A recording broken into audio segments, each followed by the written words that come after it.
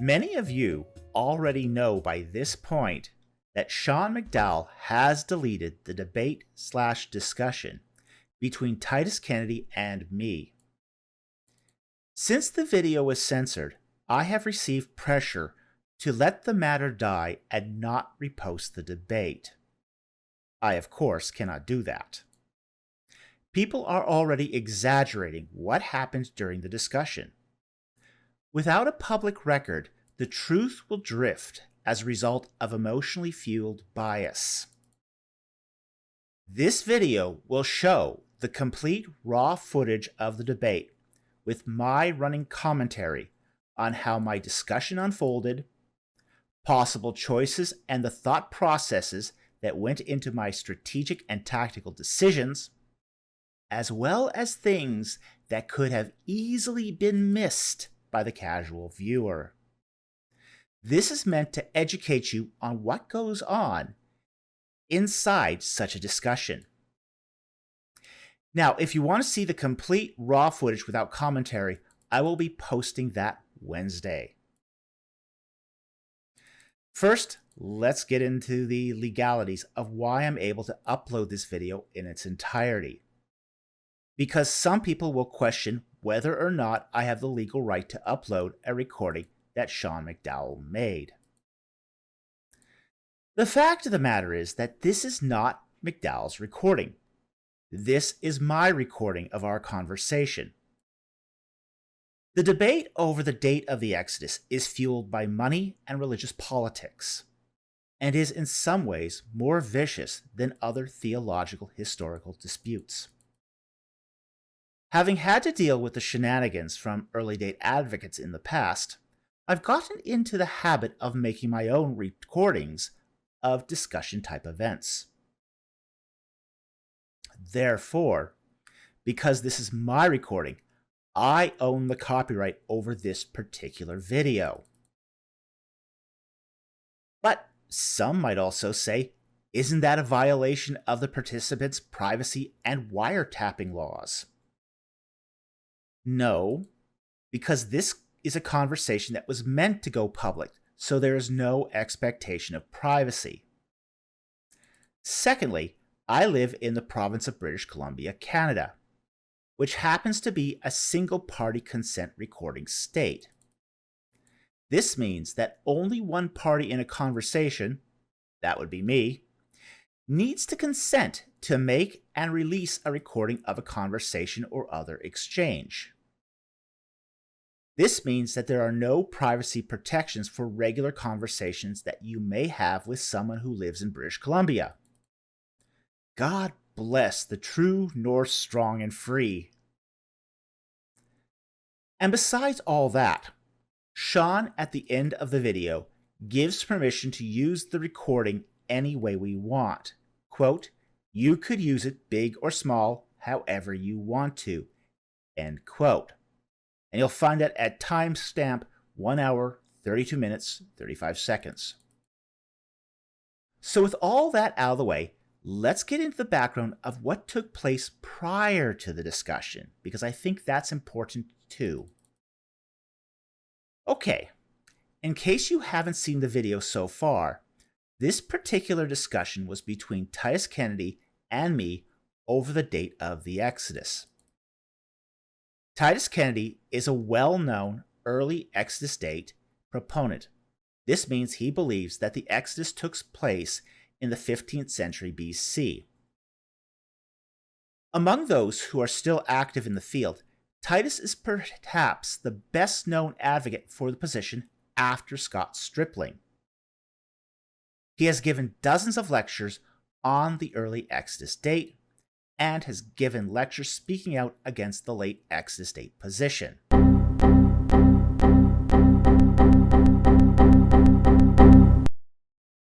Titus earned his PhD from the University of South Africa, and his dissertation focused on the demographics of late Bronze Age Canaan. He has been touted as an expert on the Israelite Exodus and Conquest, a statement to which he has agreed to in the past. He is also an adjunct professor at Biola University, where he teaches in the apologetics program. For those who don't know, apologetics is the discipline of defending what you believe. So everything we are about to discuss in the video should be in his wheelhouse. On the other hand, I represent a late Exodus date position, which means I believe that the Exodus took place in the 13th century BC. I did my PhD at the University of Liverpool, and I am a research associate at the Vancouver School of Theology. My specialization is in the field of Egyptology, and in particular during the period of the Egyptian New Kingdom. I am also published in the areas of chronology and the Exodus. In theory, the playing field should be level between the two of us. So we should not have encountered the problem of a lopsided discussion. Okay, now there's a history that leading up to this debate as well. And this is important because there is always some background to these discussions. These discussions don't happen in a vacuum. They're part of a process of negotiation and basically back and forth. Now, this process began on August 18th, when Sean McDowell reached out to me to have a, quote, substantive conversation, end quote. He stated that, quote, my goal would not be a debate, but a conversation between scholars about the strengths and weaknesses of each approach, end quote. When I heard this, I thought this was a great idea. After all, I know from the history of these debates that they have been anything but charitable or substantive. So this should have, been a nice change from how these conversations normally progress. I think that McDowell was genuine about his intentions, but I also think that McDowell did not appreciate the baggage that was associated with this topic. This topic is, in ways, more emotional and highly charged than was found even among creationists and evolutionists. There have been incidents of vitriolic polemics, accusations of compromising the Bible, censoring content, and even professional blacklisting. The early date position is closely tied to American young earth creationism, and they use 1 Kings 6:1 as a litmus test for determining who is reading the Bible literally versus who is a theological liberal. Nevertheless, having a discussion with someone as esteemed within early date circles as Titus Kennedy is the reason I jumped at the chance. After Scott Stripling, Titus Kennedy is the best representative of the position that defends it publicly. Now, after I agreed to do the discussion, we entered a period of negotiation where the specifics got hammered out. In an email from August 19th, McDowell sets the time limit of the discussion to 90 minutes. While this is probably an ideal time limit for his particular audience, it is an extremely short time for a conversation such as this. On the one hand, McDowell is an extremely busy academic with limited time on his hands. On the other, I had already looked into Titus's past public appearances, which ranged from 40 to 80 minutes. Given that Titus isn't accustomed to going beyond 80 minutes, I could see that neither Sean nor Titus would be up for a longer format, so I agreed to the time limit. But I also recognized that time constraints are going to be an extremely important factor in this discussion. And we'll see why this is important as we get into the video. The other thing to keep in mind is many discussions have a hierarchy. The moderator will have certain preferences and deference to some participants, and this conversation was no exception. Titus Kennedy is one of Sean McDowell's friends and a co-worker in the apologetics program at Biola University. I'm not saying that McDowell was intending to be biased. However, it is inevitable that those who are colleagues get an edge over unknown commodities. This is a reality I needed to accept. Furthermore, Kennedy is a well-known in evangelical, fundamentalist, and creationist circles. He had appeared a number of times on Sean's channel, while I am a relatively unknown academic at the Vancouver School of Theology. There is no doubt that I was the junior interlocutor with limited say in how this would progress. I faced these same issues when I debated Douglas Petrovich and David Roll in 2017, so this is not at all uncommon. On October 27th, I received the following email from McDowell. Hi David, Titus suggested these topics for our discussion. Are you okay with these? Please let me know if you have any suggestions or concerns. Discussion topic suggestions. 1. Chronological interpretations and reasons. 2. Archaeology of the Exodus cities, Ramses, Pithom, Heliopolis. 3. Exodus place names and Egyptian toponyms. 4. Circumstantial archaeological correlations to the Exodus. 5. Possible Exodus Pharaoh identifications. 6. Shasu of Yahweh inscriptions. 7. Jericho and Joshua Conquest archaeology. Thanks. Well, I could see that these suggested topics were really an agenda for this discussion, and I did not like where this was heading. It focused on areas that were strong for early date proponents, but afforded little opportunity for me to express my position.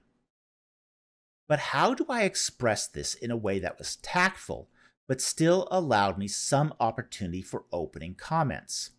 So, I wrote the following response. Hi Sean, I'm fine with most of the topics, yet I have a few concerns. 1. Item 5, possible Exodus Pharaoh identifications, needs to happen early in the conversation, even along with item 1. The date and Pharaoh identification are inseparable. The date is only an issue at all because it is tied to a certain king in historical context. 2. I am also unclear as to the difference between item 2, the archaeology of the Exodus cities, Ramses, Pithom, Heliopolis, etc., and item 3, Exodus place names and Egyptian toponyms. Are they not related, if not the same topic? 3. While I'm okay with talking about the Shasu of Yahweh as a special topic, I don't think that it's very good evidence and would suggest that there are other topics that are evidentially more important. Amarna letters, the late Egyptian miscellanies, even the Mount Ebal altar site. However, I realize that our time is limited, so I will concede those evidential points. So long as concerns 1 and 2 are addressed, I am good with the agenda. Thanks, David. I figured that if I got my first item, there would be opportunity for opening remarks. I would be ready with a conciliatory opening statement that emphasized the points where we agreed. Taking the Bible seriously, belief in a historic Exodus, and that the Bible had to be consistent with history. If Titus rejected my third concern, no biggie, since I figured he might be too attached to his Shasu of Yahweh talking point to share that time with other evidence. What I didn't expect is that Titus would reject all 3, and I would only get a compromise on the first concern leading to the final agenda. 1. Chronological interpretations and reasons, literal or figurative numbers, biblical passages, ancient Near Eastern Egyptian parallels. 2. Egyptian Pharaoh identifications. 3. Archaeology of Exodus cities, Ramses, Pithom, and Heliopolis, etc. 4. Exodus place names and Egyptian toponyms. 5. Circumstantial archaeological correlations to the Exodus. 6. Shasu of Yahweh inscriptions Amarna letters. And 7. Jericho, Hatzor, Ebal, Joshua Conquest Archaeology. I got the Exodus Pharaoh identification moved up from position 5 to position 2, but it's still not sharing the first slot. Okay, this was a setback. An able interlocutor could use this to lay his case out fully and set the tone of the debate with little room for me to direct the flow of the conversation towards a productive outcome. So now I was faced with a dilemma. The agenda gave Titus an unfair advantage. Do I dig my heels in and we reach an impasse so that the discussion never goes off? Or do I just accept what Titus agreed to and hope for the best? I agreed to this final agenda, as it was clear that Titus was unlikely to move on this to any great degree. Meanwhile, I watched all the interactions that Titus had on YouTube and read all his books and publications. I think one of the most important aspects to entering into a conversation such as this is that you try to understand your colleague's position as much as possible so you can interact with it without wasting time. Remember, this discussion is time sensitive. Misunderstandings, straw men, and obfuscations can work against you. So it was super important that I get Kennedy's position right. He won't have covered everything in his interviews and his publications, so there will be surprises. But I need to mitigate those surprises as much as possible. We're now going to start the video, but please keep in mind that this is the raw footage without edits. There will be some preliminaries laid out at the beginning, which will be important later on. Okay. Well, this will be as close.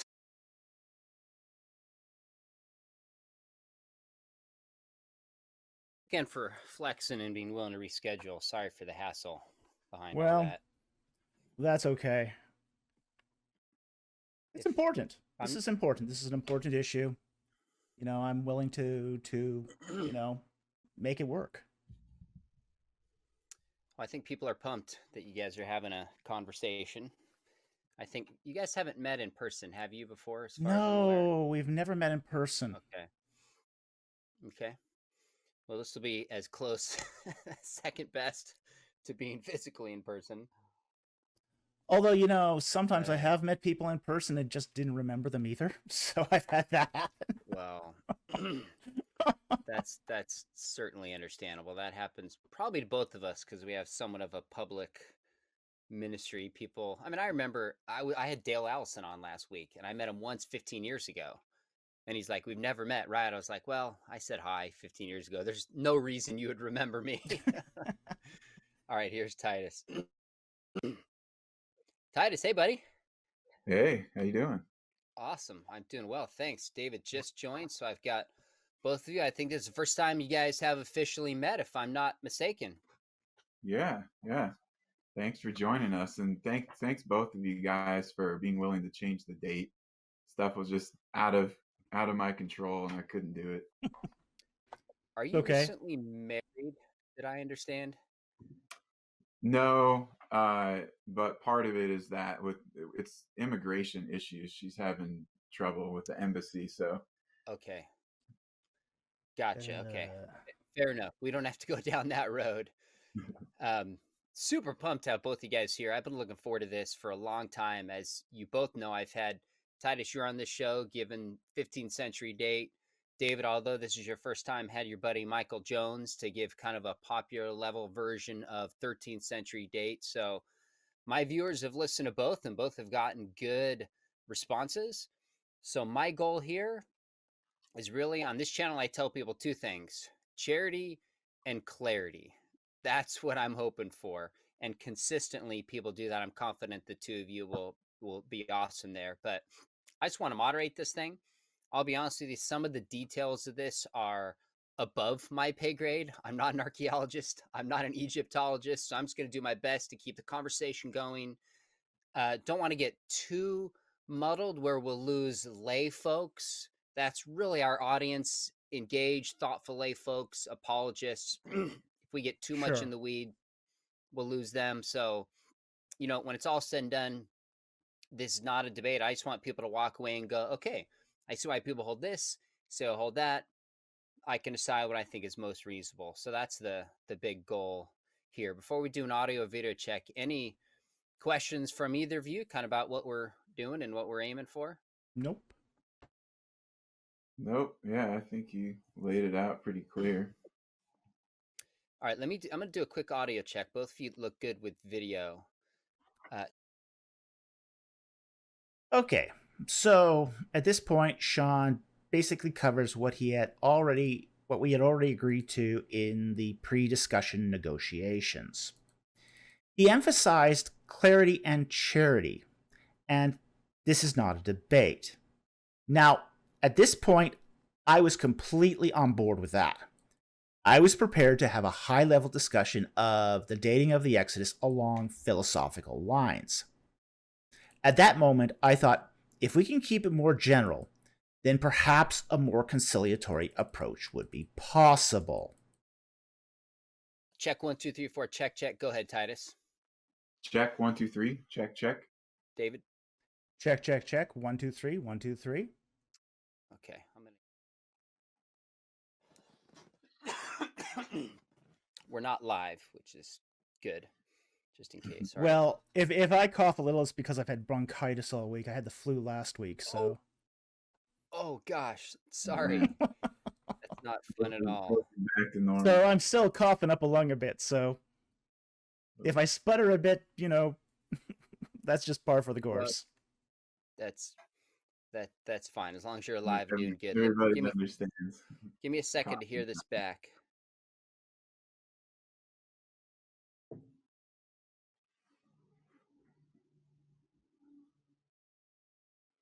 Okay, good.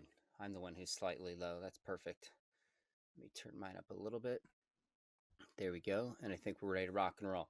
Okay, if by any chance we lose one of you, we'll pause, just call back, and depending on where it's at, restart the question, keep going, and I'll edit it later. Okay. That's it. 10:33. Dear Lord, I'm going to block my phone. So many stinking political texts nonstop here in California. I'm going to work through this list that I both of you kind of got it, and we'll just start. I think it'll make sense to start biblically. Where do we hold? Why? Have you go back and forth. At some point, I'll say, all right, you've made your case. Let's keep going. I'm sure we can nuance these to death so people understand. And then we'll move more to the extra biblical stuff. And I think at your suggestion, David, pretty quickly we'll get to the Pharaoh identification and spend a little time talking through that. And then we can get to archaeology, the Exodus cities, Exodus place names, Egyptian toponyms. You came up with this list, Titus, so I might just have you lay out, David come back, and then we'll just go back and forth a few times. But I'll probably navigate the conversation that way just to get it going, if that's fine with you guys. Yep. Yeah, fine with me. Does that sound okay? Okay. All right, awesome. Well, let me pray, and then we'll get started. All right. Father, thanks for technology, and we ask you to go before us and clear away any issues we might just encounter. And I pray when it's all said and done that we would advance your kingdom in this conversation. We ask for clarity, and that those watching this, wherever they hold, will walk away just encouraged and challenged to think more deeply about this event we know you care deeply about. And we're grateful for this opportunity, and we pray it's in your name. Amen. Amen. All right, hard stop would be 12 my time, but I don't think we'll go that long. I'm thinking 75, 80 minutes at most, as I sent to both of you, but absolute latest, depending on where they're at, because I got to teach, and I know you guys are busy given enough time. So that would be the absolute hard stop, no matter what on that end. So, all right, let's let's rock and roll. This is going to be fun. Let me get this going. Hit start here. All right, here we. Okay. If you'll notice my body language, I'm totally relaxed at this point. I'm expecting a casual conversation.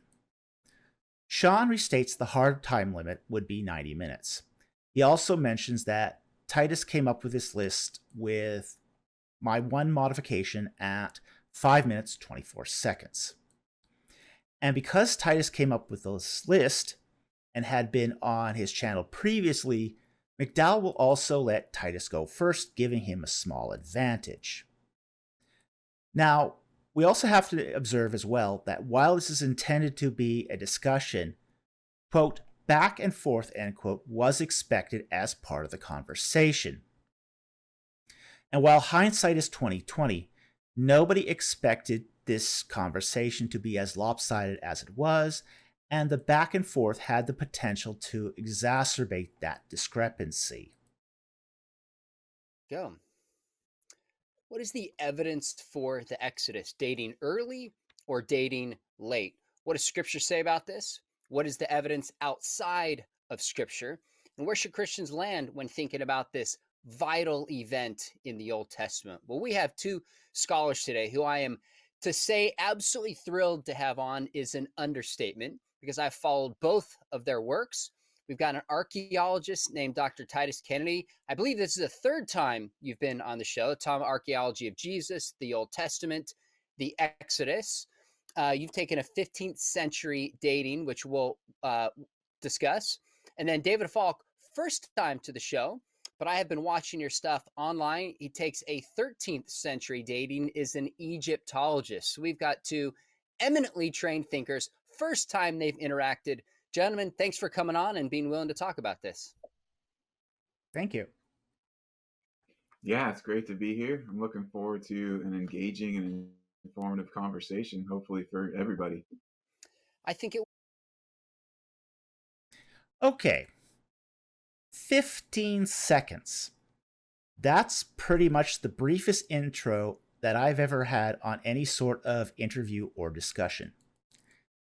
It's clear that little was done to look into my background or qualifications, and the audience was given little or no information about me other than I'm an Egyptologist.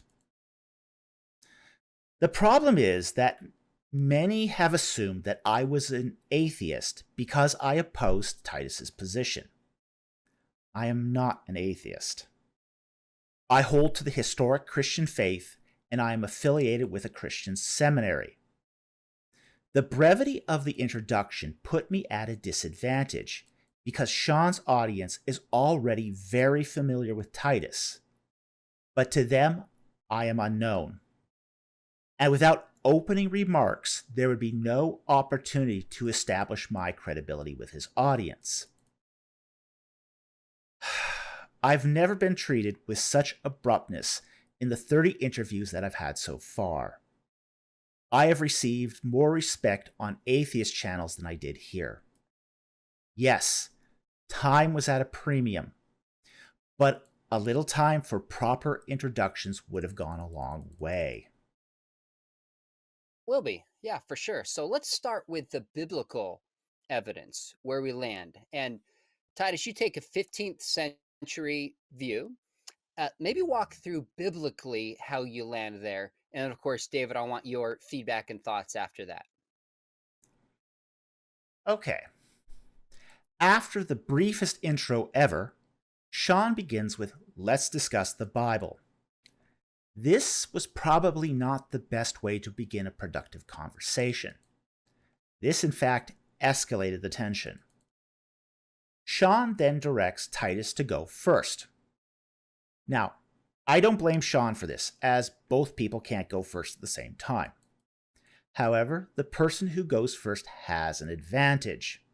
He gets to lay out all his evidence first, which will sit in the minds of the listeners while the other person catches up. He also has the opportunity to set the tone of the debate and control how the discourse proceeds. This is a huge advantage for Titus. Sure. Sure.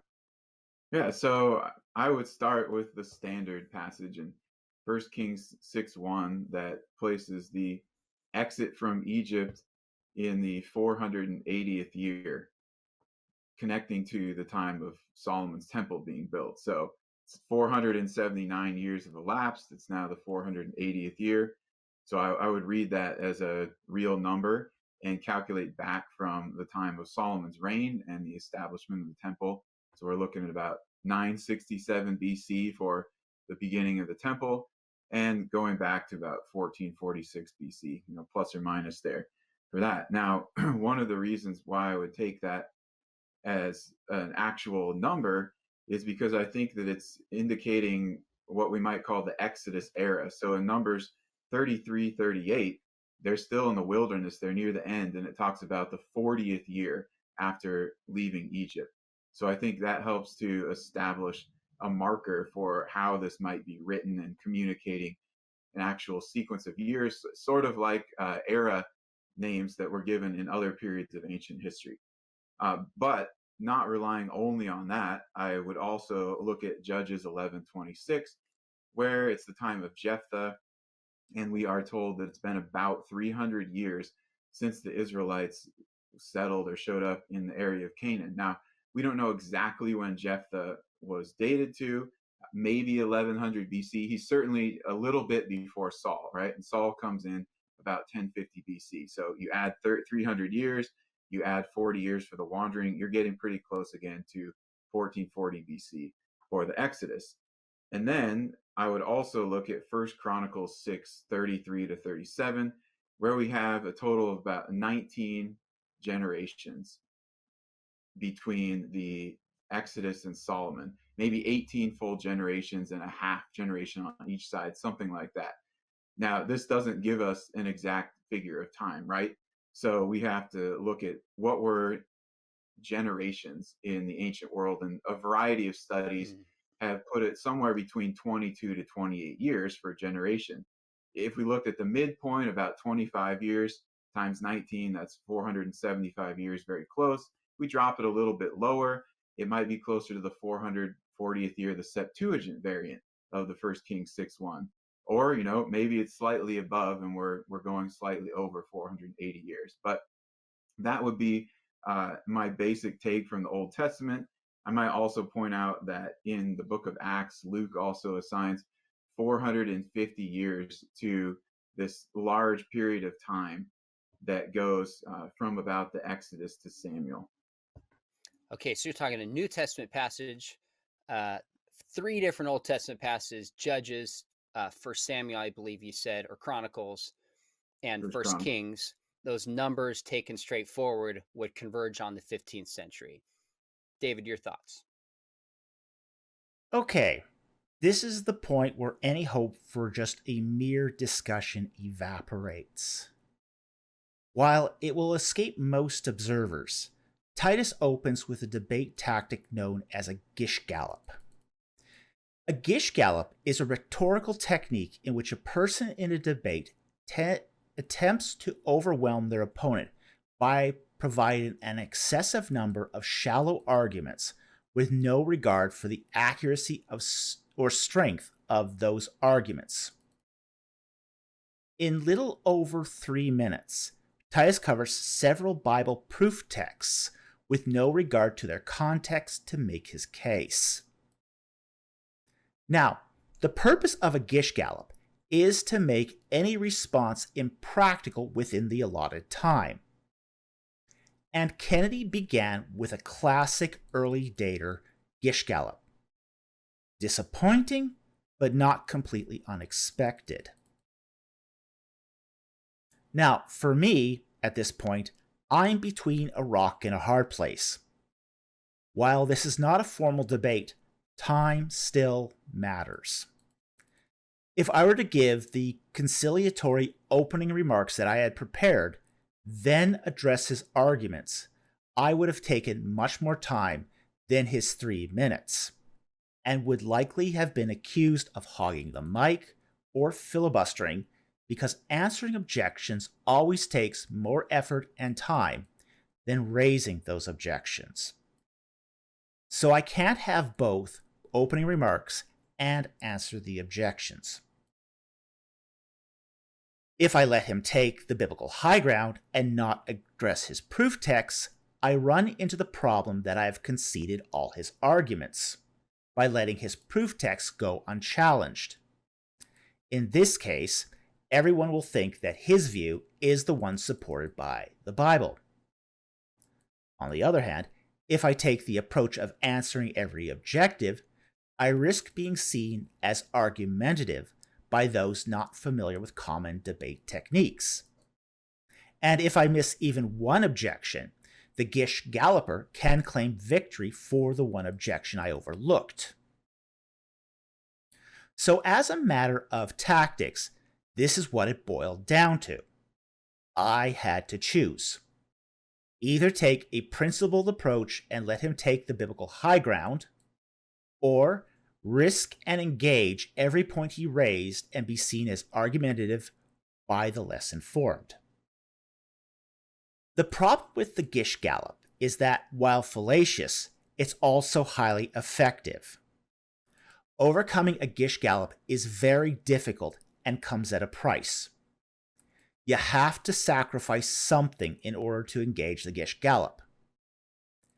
Even if I was successful in defending against the Gish Gallop, I would have to forego putting forward my own biblical position, my opening remarks, and any appearance of being conciliatory. So Titus's Gish Gallop gives him an edge, and my choice was between losing small or losing big. Well, my thoughts are that I have concerns with all the particular readings of those passages. In the case of 1 Kings 6:1, I'd like to ask Titus, does he take the census numbers of numbers 1, 2, and 25 literally? I do, except that I would take Eleph as chief or mighty warrior. Wait, hold it. That's an interpretation. How did you arrive there? How'd you get there? No, it's not an interpretation. It's a translation. Well, wait. But it also has hundreds and fifties. Yes, so I would take the hundreds and fifties as hundreds and fifties. You take those as hundreds and fifties, but the others as the Aleph as sort of tribes? As chief or mighty warrior. Okay. How did you arrive at that interpretation? Because if we extrapolated, excuse me, it looks like we froze for a second. If we extrapolated 600,000 plus fighting men, then we would get a population of Israelites anywhere between, say, 2 to 3 or so million.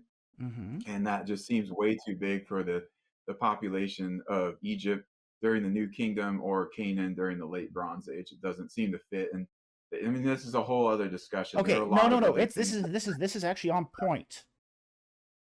Now, the 1 Kings 6:1 passage presents a unique problem. For many Bible readers, especially those raised in North America, the simple, literal reading of any text is presumed to be correct. Many early daters win this objection by doubling down on the assertion that the text must be read literally.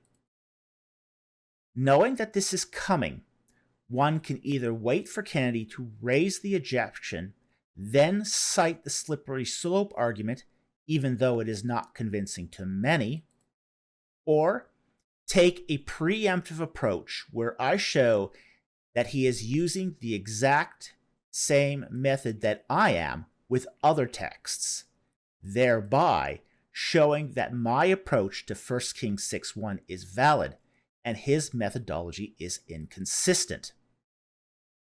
Given the two approaches, I felt that the latter could be more persuasive. It's actually on point, because what you've done here is you've taken an external piece of evidence to inform your interpretation. I think that's appropriate. That's a good thing to do. You should do that. When I read 1 Kings 6:1, I'm reading it contextually. 1 Kings 6:1 is a temple dedication inscription that was recorded in the Book of Kings. I'm comparing it to other temple dedication inscriptions, which have not necessarily precise numbers. In fact, they're idealized.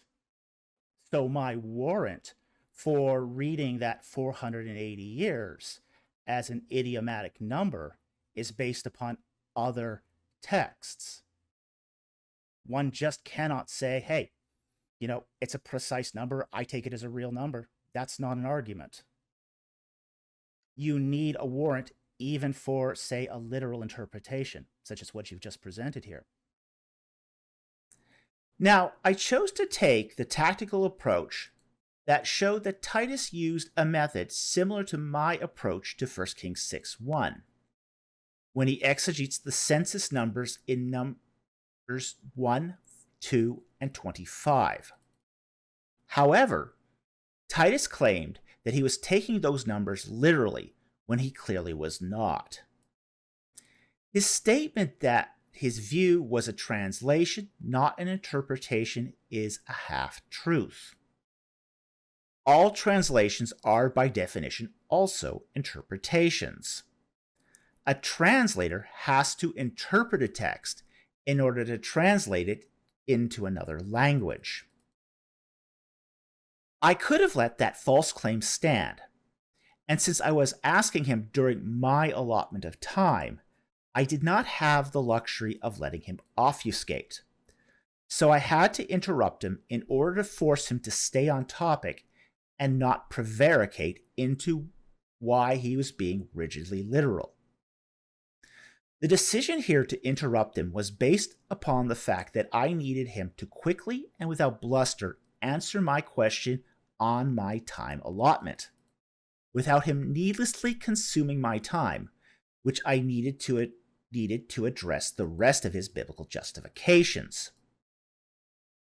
Furthermore, here I actually agree with Titus's method for interpreting Numbers 1, 2, and 25. I then show that my method of interpretation for 1 Kings 6:1 is the same as Titus's method for interpreting Numbers 1, 2, and 25. And this shows his methodological inconsistency. For many debaters, this would have ended the argument, since to refute my position would be to refute their own. Unfortunately, Titus seems oblivious to how his opposition to my position defeats his own. Now, that's my issue with 1 Kings 6:1. When we go on to, say, Judges 11, I don't think that Jephthah is a reliable witness. So when he talks about, his speech to the king, or his letter to the king of Ammon, it has several factual errors in it. Like, for example, in Judges 11:24, he gets the name of the god of the Ammonites wrong.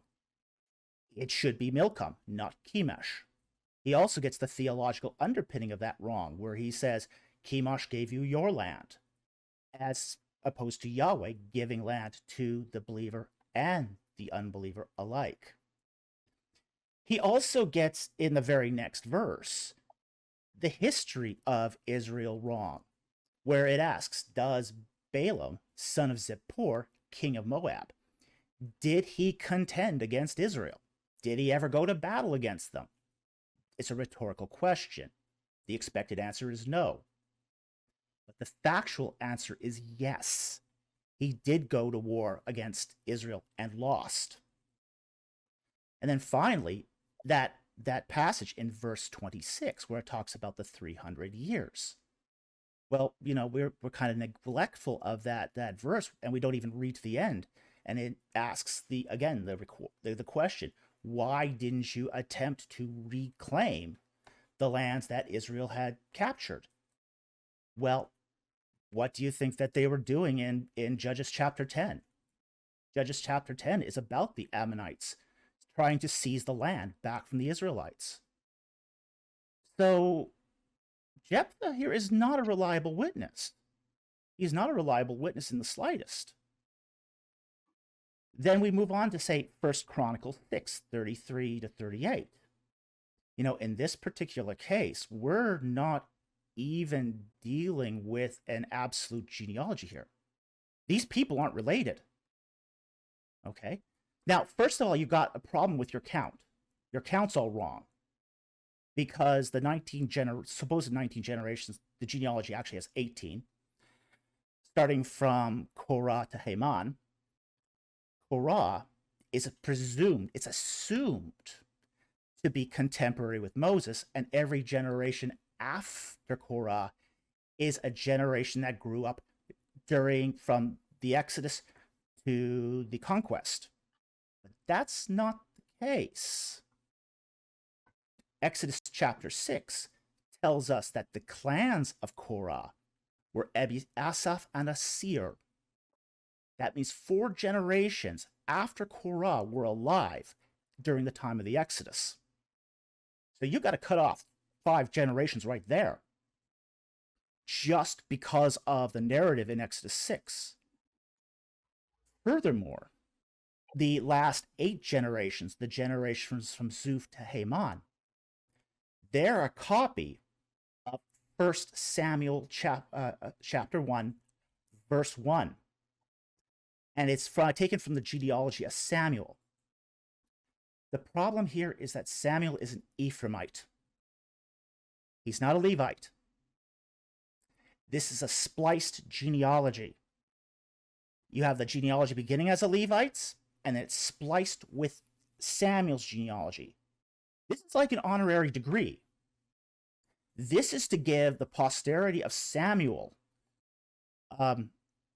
the fictitious pedigree so his descendants can still serve in the temple as singers. It's not a real genealogy. And because it's not a real genealogy, you cannot use it for chronological purposes. It's an honorary genealogy. And then finally, the Acts where you talk about the 450 years. That's going all the way back into Sinai. We're not even talking about what was the absolute length of, say, the sojourn. The sojourn is less than 350 years, again, according to the genealogy of Moses in Exodus chapter 6.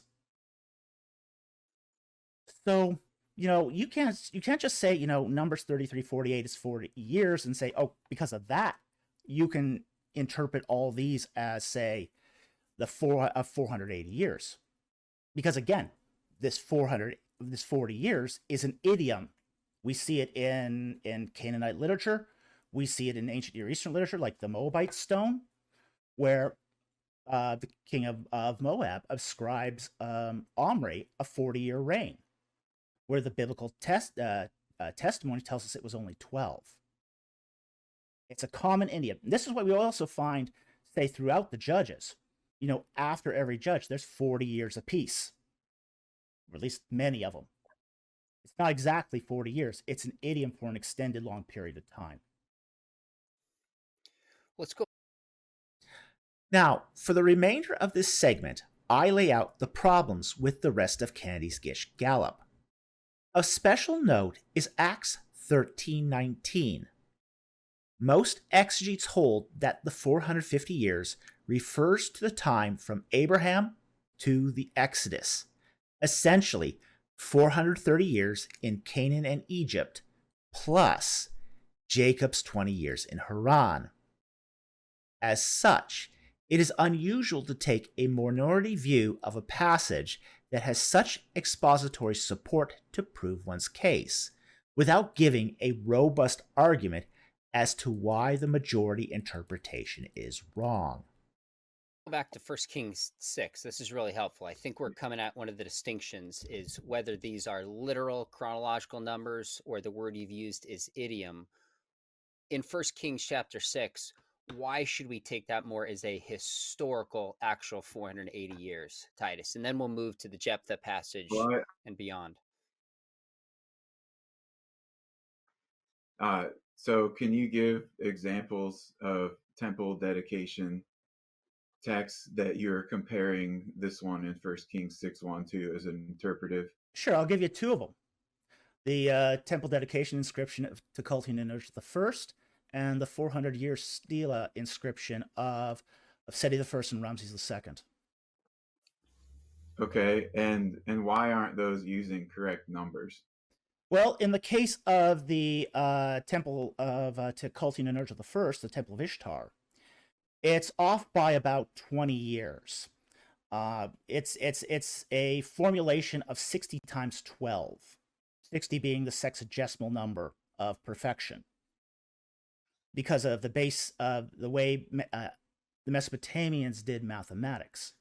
Now, in the case of the 400-year stela, we know that because we've excavated that particular temple. That temple has been excavated, so we know how old that temple is, and it is 80 years off. It's 80 years too old. But even if you ascribe that to, say, a Hyksos king, well, then it's 50 years too late. So either way, you're off. Okay, so you're saying one's off by 20 years and one's off by about 50 years, which 50 to 80, depending on which way you're going. But yeah. not very good.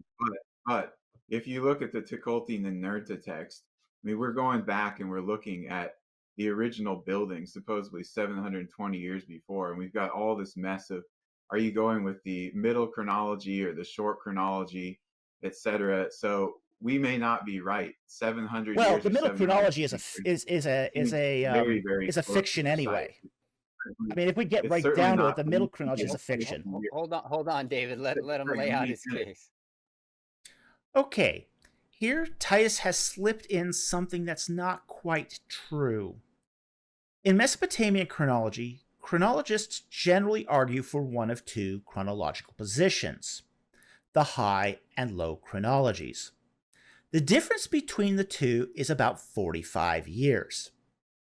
Of course, adding 45 years to Ilashuma's dates won't help Titus's case, so he resorted to the so-called middle chronology that splits the difference.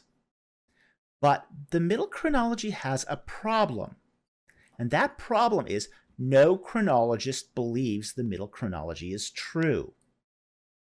The Mesopotamian middle chronology is an educational tool. It is designed for use in textbooks and museums as a compromise between the high and low chronologies, so that educators only have to use one set of dates. It is no more accurate than the scale of most solar system models. It's not half of the time. It's not 350 years, 360 years, 400 years even. And for the 400-year stele, I guess that how you interpret it, but in Betox's reports, it seems like he's putting the Temple of Seth around 1680 or 1700 BC. So if we're going, Okay, when Kennedy said that the Temple of Seth dated to 1700 or 1680 BC, I knew he either did not read BTAC's reports or had misread them. The site report placed the foundation to 1780 BC, stratum G4. I know this because I looked this up prior to the debate.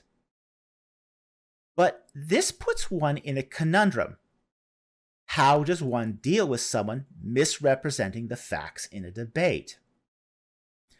We live in a culture that is averse to calling someone a liar, even when you can show the person is distorting the truth.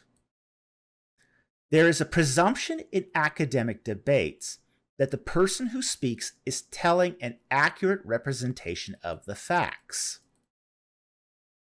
In order to show something is being misrepresented, it's not enough to state that they are not telling the truth. You have to show that what they have said cannot be true. This is really difficult to do, and you can't do it with every misrepresentation. You have to pick and choose these battles, and even let many of them slide like I did in this case. going from Seti talking about 400 years of Seth worship, that seems very close to 400 years there too. Again, maybe it's not exactly right, but 350 years versus 400 years is much different than 200. Well, So if we're idioms are just. I mean, temple here's the thing. dedication- Here's the thing with an idiom. It doesn't matter if it's exact or not. I mean, look. I mean, if we talk about the Moabite stone, that's like 75% off. I mean, that's a huge gap from 12 to 40. If you want to go there. But that's a different genre, and that's in the 9th century. Okay. Kennedy stated that these other examples of temple dedication inscriptions are from the late Bronze Age, while the Moabite stone is from the 9th century BC.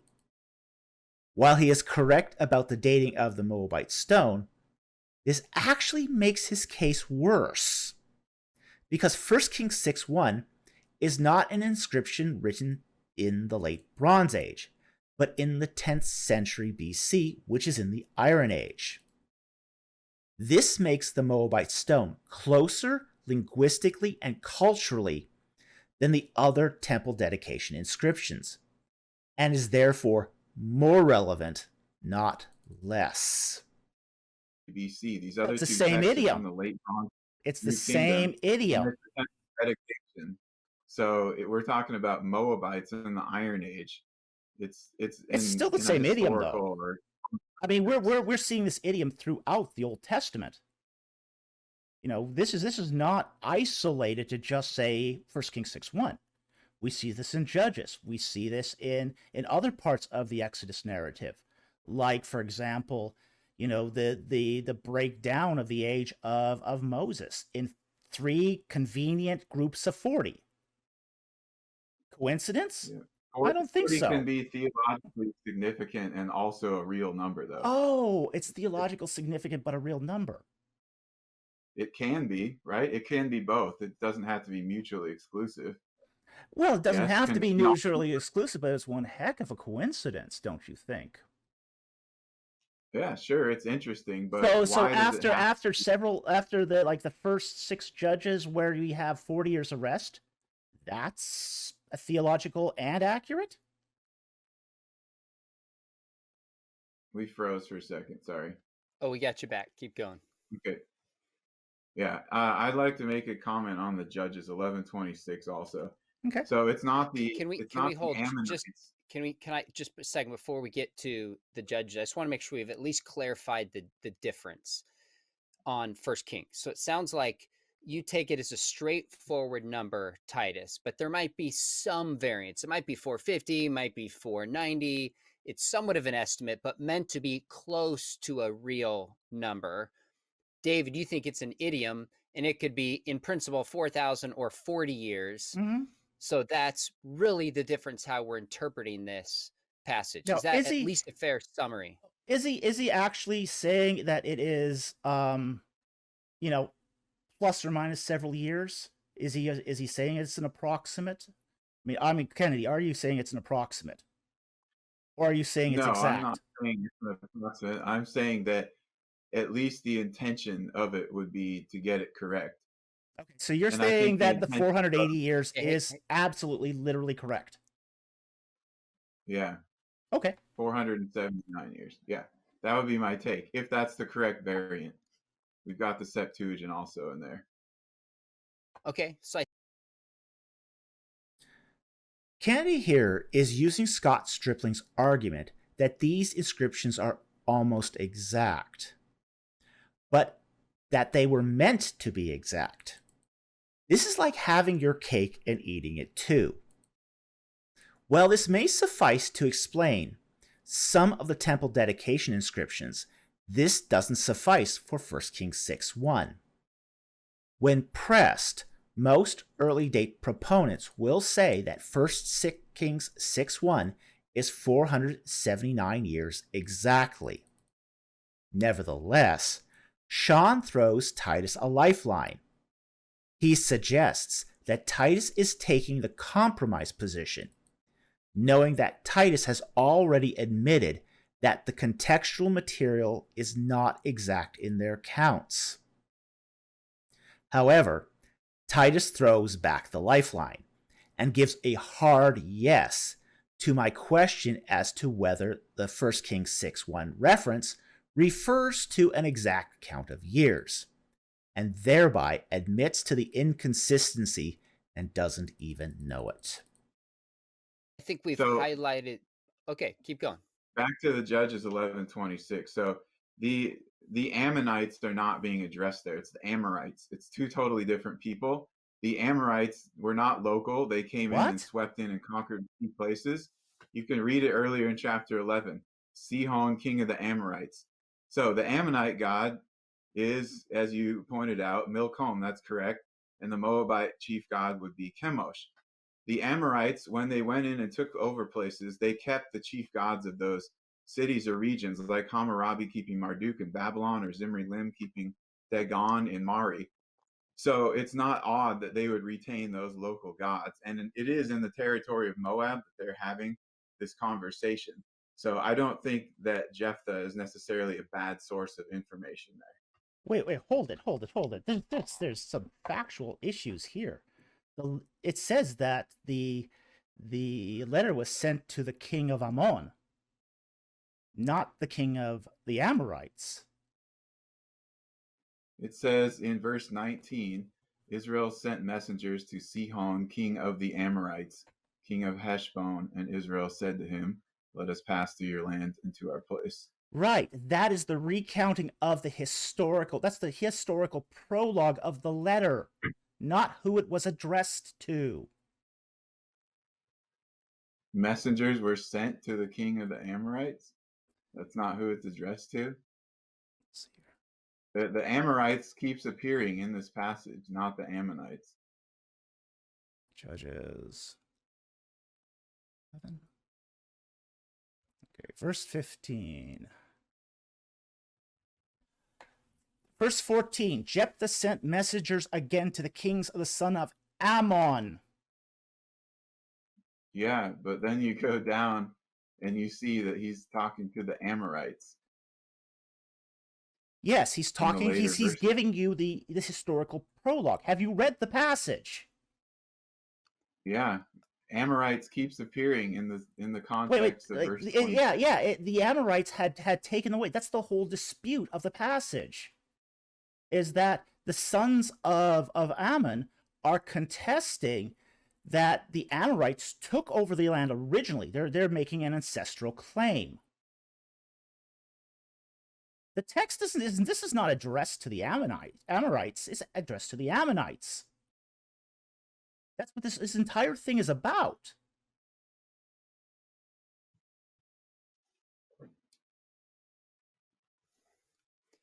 Is that All where right, we'll move on.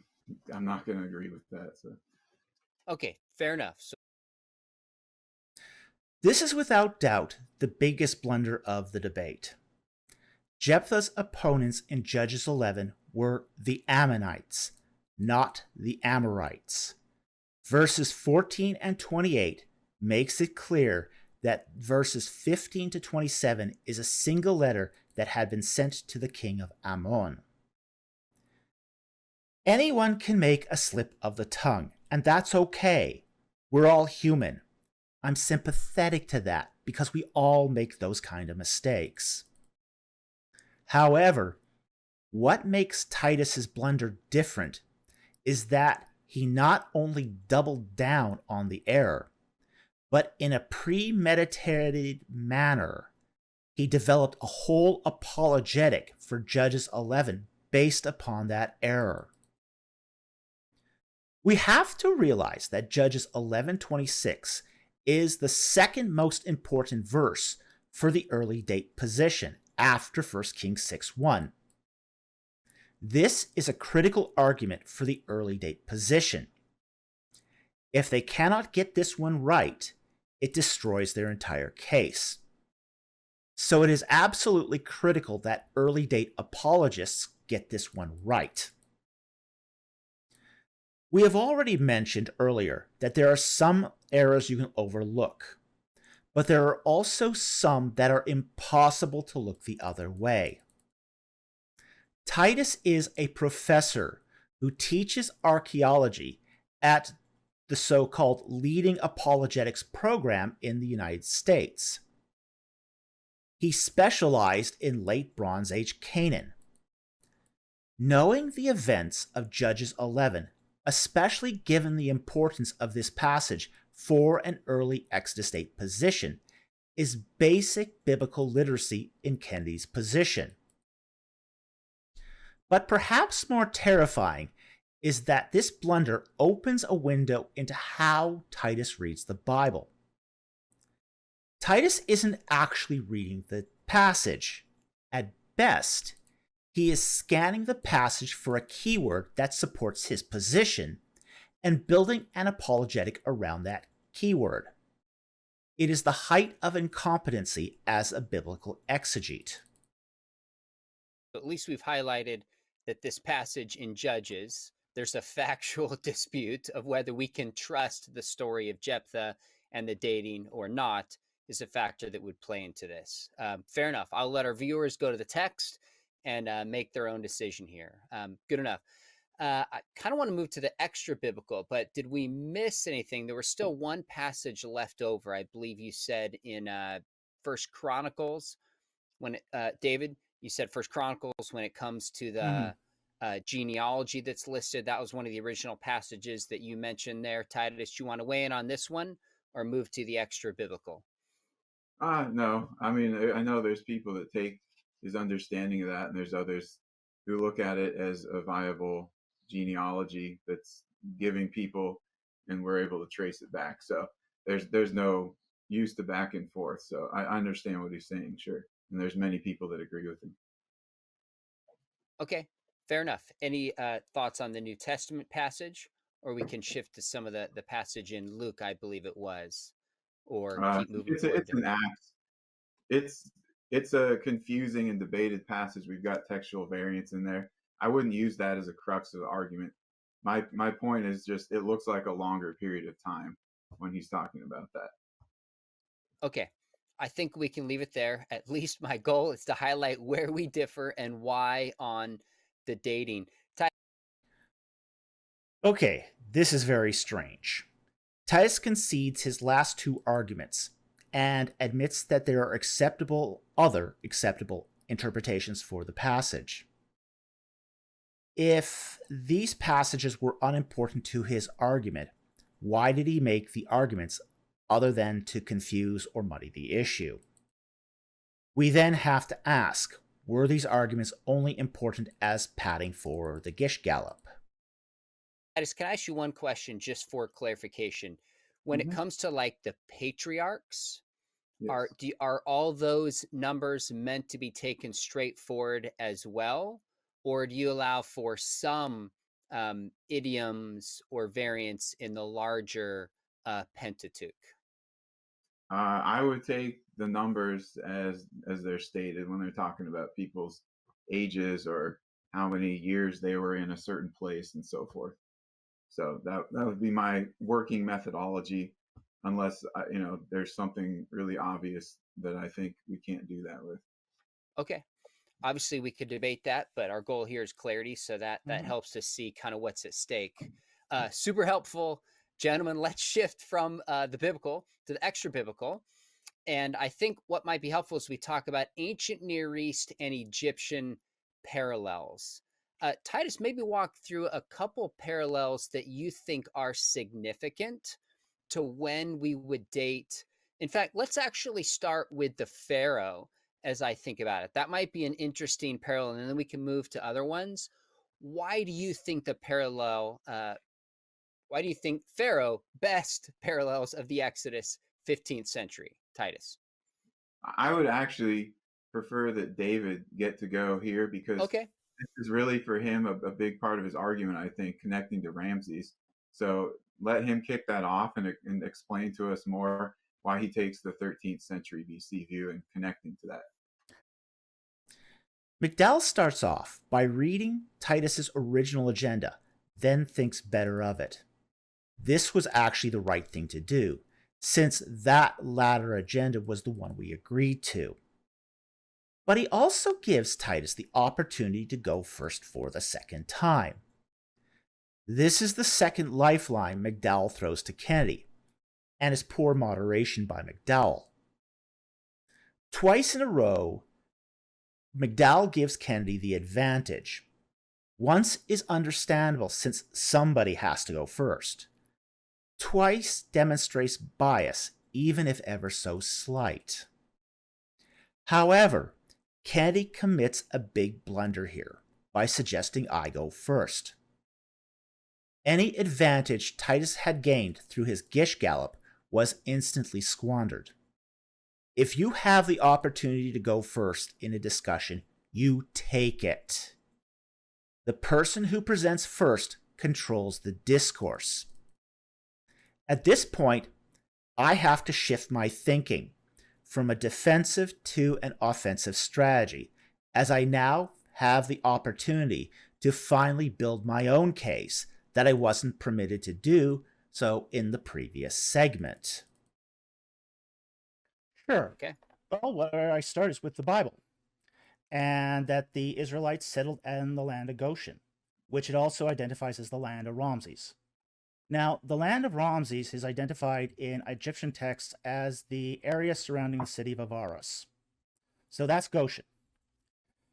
Archaeologically, we find a constant occupation of a Semitic site there at Avaris from the Second Intermediate Period all the way through to mid-Dynasty 19.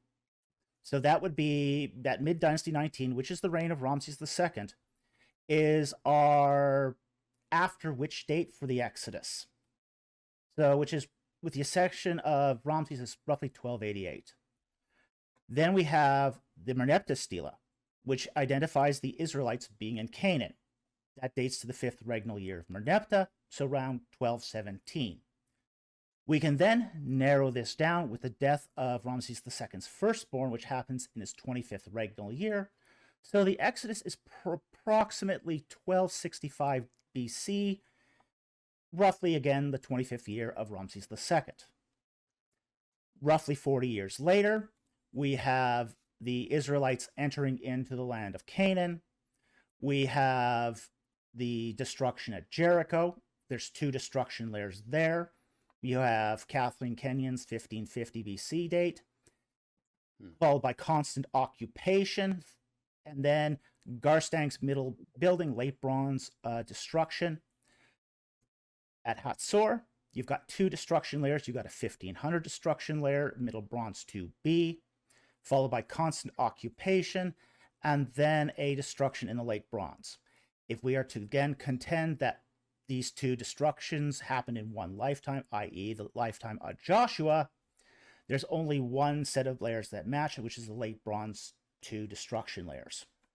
And that's, again, in the late 13th century. You also have the altar site at Mount Ebal, which is undoubtedly a late bronze, early Iron Age occupation site, and then followed by an explosion of Israelite settlements in the late 13th, early 12th century. And basically everyone across the board agrees these are Israelite settlements, including Bill Deaver, Israel Finkelstein, minimalists, maximalists alike. They all agree these are Israelite sites. So if you take that together, you have to then come to the conclusion that the king of the Exodus was Ramses II. Okay, biblical and extra biblical case. Titus, your thoughts or questions for David? What would you say about Genesis 47:11, where it talks about the land of Ramses? Why do you think that name is used there if the context that would be much earlier than the time of Ramses II? Oh, that's easy, because it was a retrojection. It's a retrojection back in time. So the book of Genesis was put to pen during the wandering in the wilderness, just like Exodus was, just like Numbers was, just like Deuteronomy was. But it's using the terms of the day. We also find the term Pharaoh in the book of Genesis. And there's no doubt that that's a term that didn't exist prior to Tutmosis III. So that's a retrojective term also. We've got lots of retrojective terms in the book of Genesis. The land of Ramses is just one more retrojective term. So what would you say though to those who would argue that Ramses in Exodus is scribal updating, like we see in a variety of other places in the Old Testament? I think it is conceivable, it's possible. I don't think it is plausible. Because the reason why is because we have a lot of 19th dynasty toponyms in the book of Exodus. We have to also understand too that these toponyms are specific to Dynasty 19. They're either places that were built during the reigns of Seti I or Ramses II, renamed during the reigns of Seti I or Ramses II, or extant during the reigns of Seti I or Ramses II. How much updating do you want to do to the text? That's going to be a critical issue. I'm not necessarily in that camp. I just see that it's done other places in the Old Testament where often it's quite clear where they've done it. Okay. I don't know if they've done it. Curious then, if you're not in that camp, why did you bring up the objection? Oh, I simply wanted to know what if you looked at that in the same way in the Genesis passage. No, I don't see. Look at that like that. I don't believe in redaction criticism. Okay. All right. Yeah. Thanks for clarifying. I would probably be similar take on that, and at least on that concept. So Titus here is using wiggle words to avoid the appearance of supporting scribal updating, which is also known as redaction criticism. I have heard him say on other lectures that he was open to the idea that the appearance of Ramses in these texts could have been the updates by scribes. So I turned the question back on him to see what he would do by casting it in the light of reaction criticism, something that is very unpopular in evangelical and fundamentalist circles. But he refused to take the bait. Perhaps he knew how that would look to his audience if put in those terms. Nevertheless, he also, by doing this, closed off a possible avenue of retreat should the position go south. In terms of the Ramses name, I might ask, why does it have to be associated with Ramses II specifically? Now, I know that you laid out your reasons that revolve around the historical and archaeological material that would position it in that. But aside from that, what might you say about the name Ramses in the text of Exodus being associated with Ramses II? Well, that's because we have it attested extra-biblically. In Papyrus Anastasi 3, where it names P. Ramses, it uses the full titulary of Ramses II. P. Usur Ma'a Re Setepen Re Ramses Meriamun. Okay, it's just laid out there. There's no question that the city of Ramses is identified with Ramses II. And we can go there archaeologically too, because the site of Ramses has been surveyed with ground penetrating radar and cesium magnetometry to show that the earliest foundations were basically a royal residence of Seti I, and then Ramses turns it into a capital city. Mm-hmm. Isn't in Anastasi 3 also, though, they attribute the founding of the city to Ra? No. This was another big blunder. Titus recalled reading that the city of P. Ramses was founded by Ra according to Papyrus Anastasi 3. Papyrus Anastasi 3 is an administrative document from the scribe Pabes reporting on the condition of P. Ramses and its surrounding areas. There's no mythology in the text.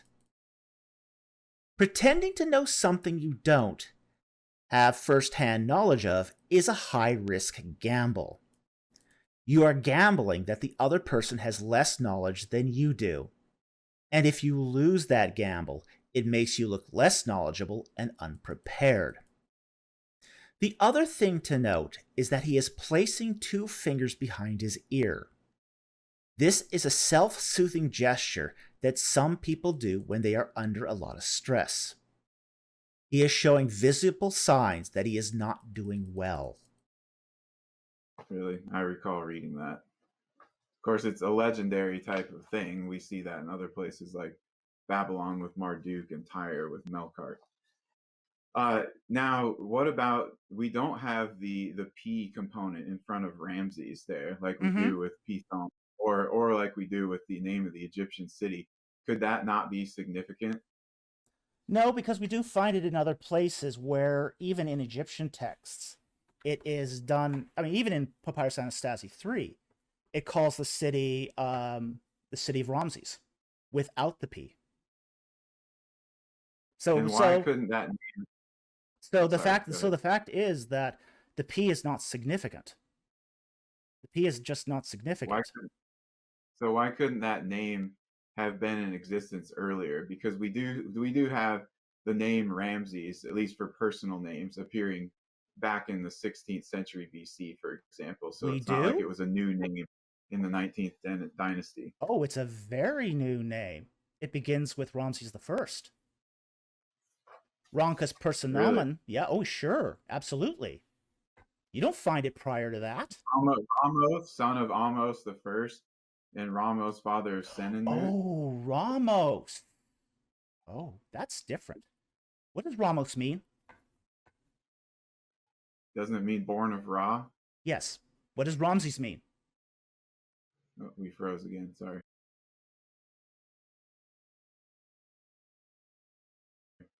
What does Ramses mean? Born of Ra. No, it doesn't. As a matter of debate tactics, I inflected my voice concerning, oh, Ramosa, that's different, to point out to the audience that there's a difference between the 2 names. If I left it to the audience just to listen to the difference between the 2 names, they might not be able to pick it up by just hearing it, especially if they are listening casually. Not knowing the difference between Ramses and Ramosa was another blunder. Titus didn't do his homework. Furthermore, I cited my source. He had already closed off any retreat from this position, so now he has nowhere to go at this point. It does not mean that. Ramses means Ra begotten him. It's got a pronoun in it that you don't find in Ramosa. It's very distinct. This is why we have 2 S's in Ramses and 1 S in Ramosa. And the Bible preserves that second S. That second S does that pronoun does not appear in the name Ramses until the 13th dynasty. It does not appear in any civil or personal documents prior to that time. And you can go to Ronka to look that up. Okay, we'll do that. All right, so that would be your chronological placement, your general reasons then. Sean, would this be a good time for me to put forth what I think would be the Pharaoh, the Exodus, and some of the basic reasons for that? Yeah, I think that's a great idea. At this point, Titus takes back the ball and starts his second Gish gallop. Sean expresses some micro-expressions showing relief at this. Okay, sure.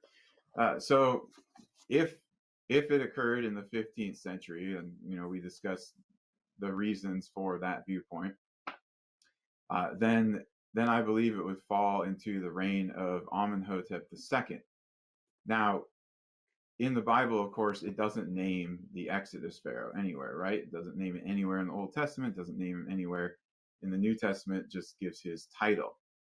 But we do have one ancient text that does give us a clue about this, and this is Manetho, who was an Egyptian priest historian living in the 4th and 3rd century BC, and we only have fragments of what he wrote, but he does talk about a sort of Hebrew exodus, an Israelite sort of departure from Egypt, and the pharaoh that he names associated with that is Amenephis or Amenhotep. Now he doesn't specify which one of those, so we can't say 100% he's attributing it to this, but there aren't too many Amenhoteps.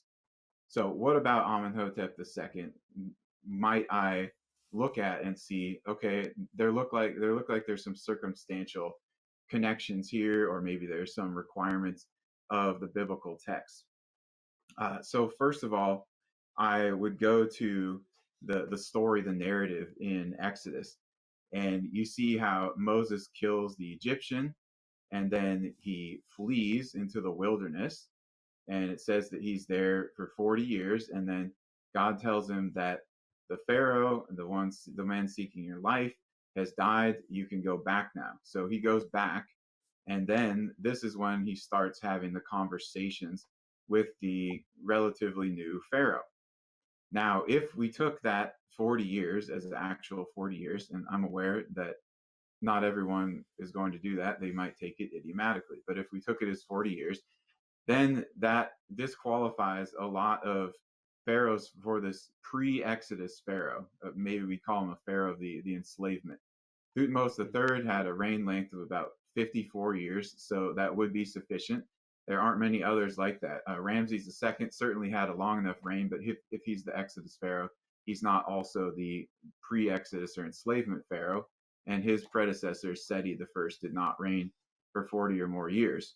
If we're looking at the pharaoh having recently come in power, well, the 1446 BC date for the Exodus, Amenhotep II has come in power recently. Now, I'm looking at the high chronology of Egypt. I know David might prefer the low chronology, although it sounds like with Ramses II and Merneptah, you've tweaked that chronology slightly. You've got your own view maybe there a little bit. I noticed it's slightly different by a few years. Anyhow, he comes into power fairly recently. All right, so that general part of the story connects. Now, what about the reign of Amenhotep II might we look at and say, here's some other circumstantial correlations. First of all, we have, we froze again. First of all, we have the abandonment of the Avaris Palace complex during the reign of Amenhotep II. That might indicate that there was something serious that happened during that time. The excavators don't have a specific explanation. They suggested maybe the possibility of some kind of plague. We've got the abandonment of a candidate for Pithom, Tel Retaba, during the reign of Amenhotep II. Again, maybe indicative of some upheaval in the country.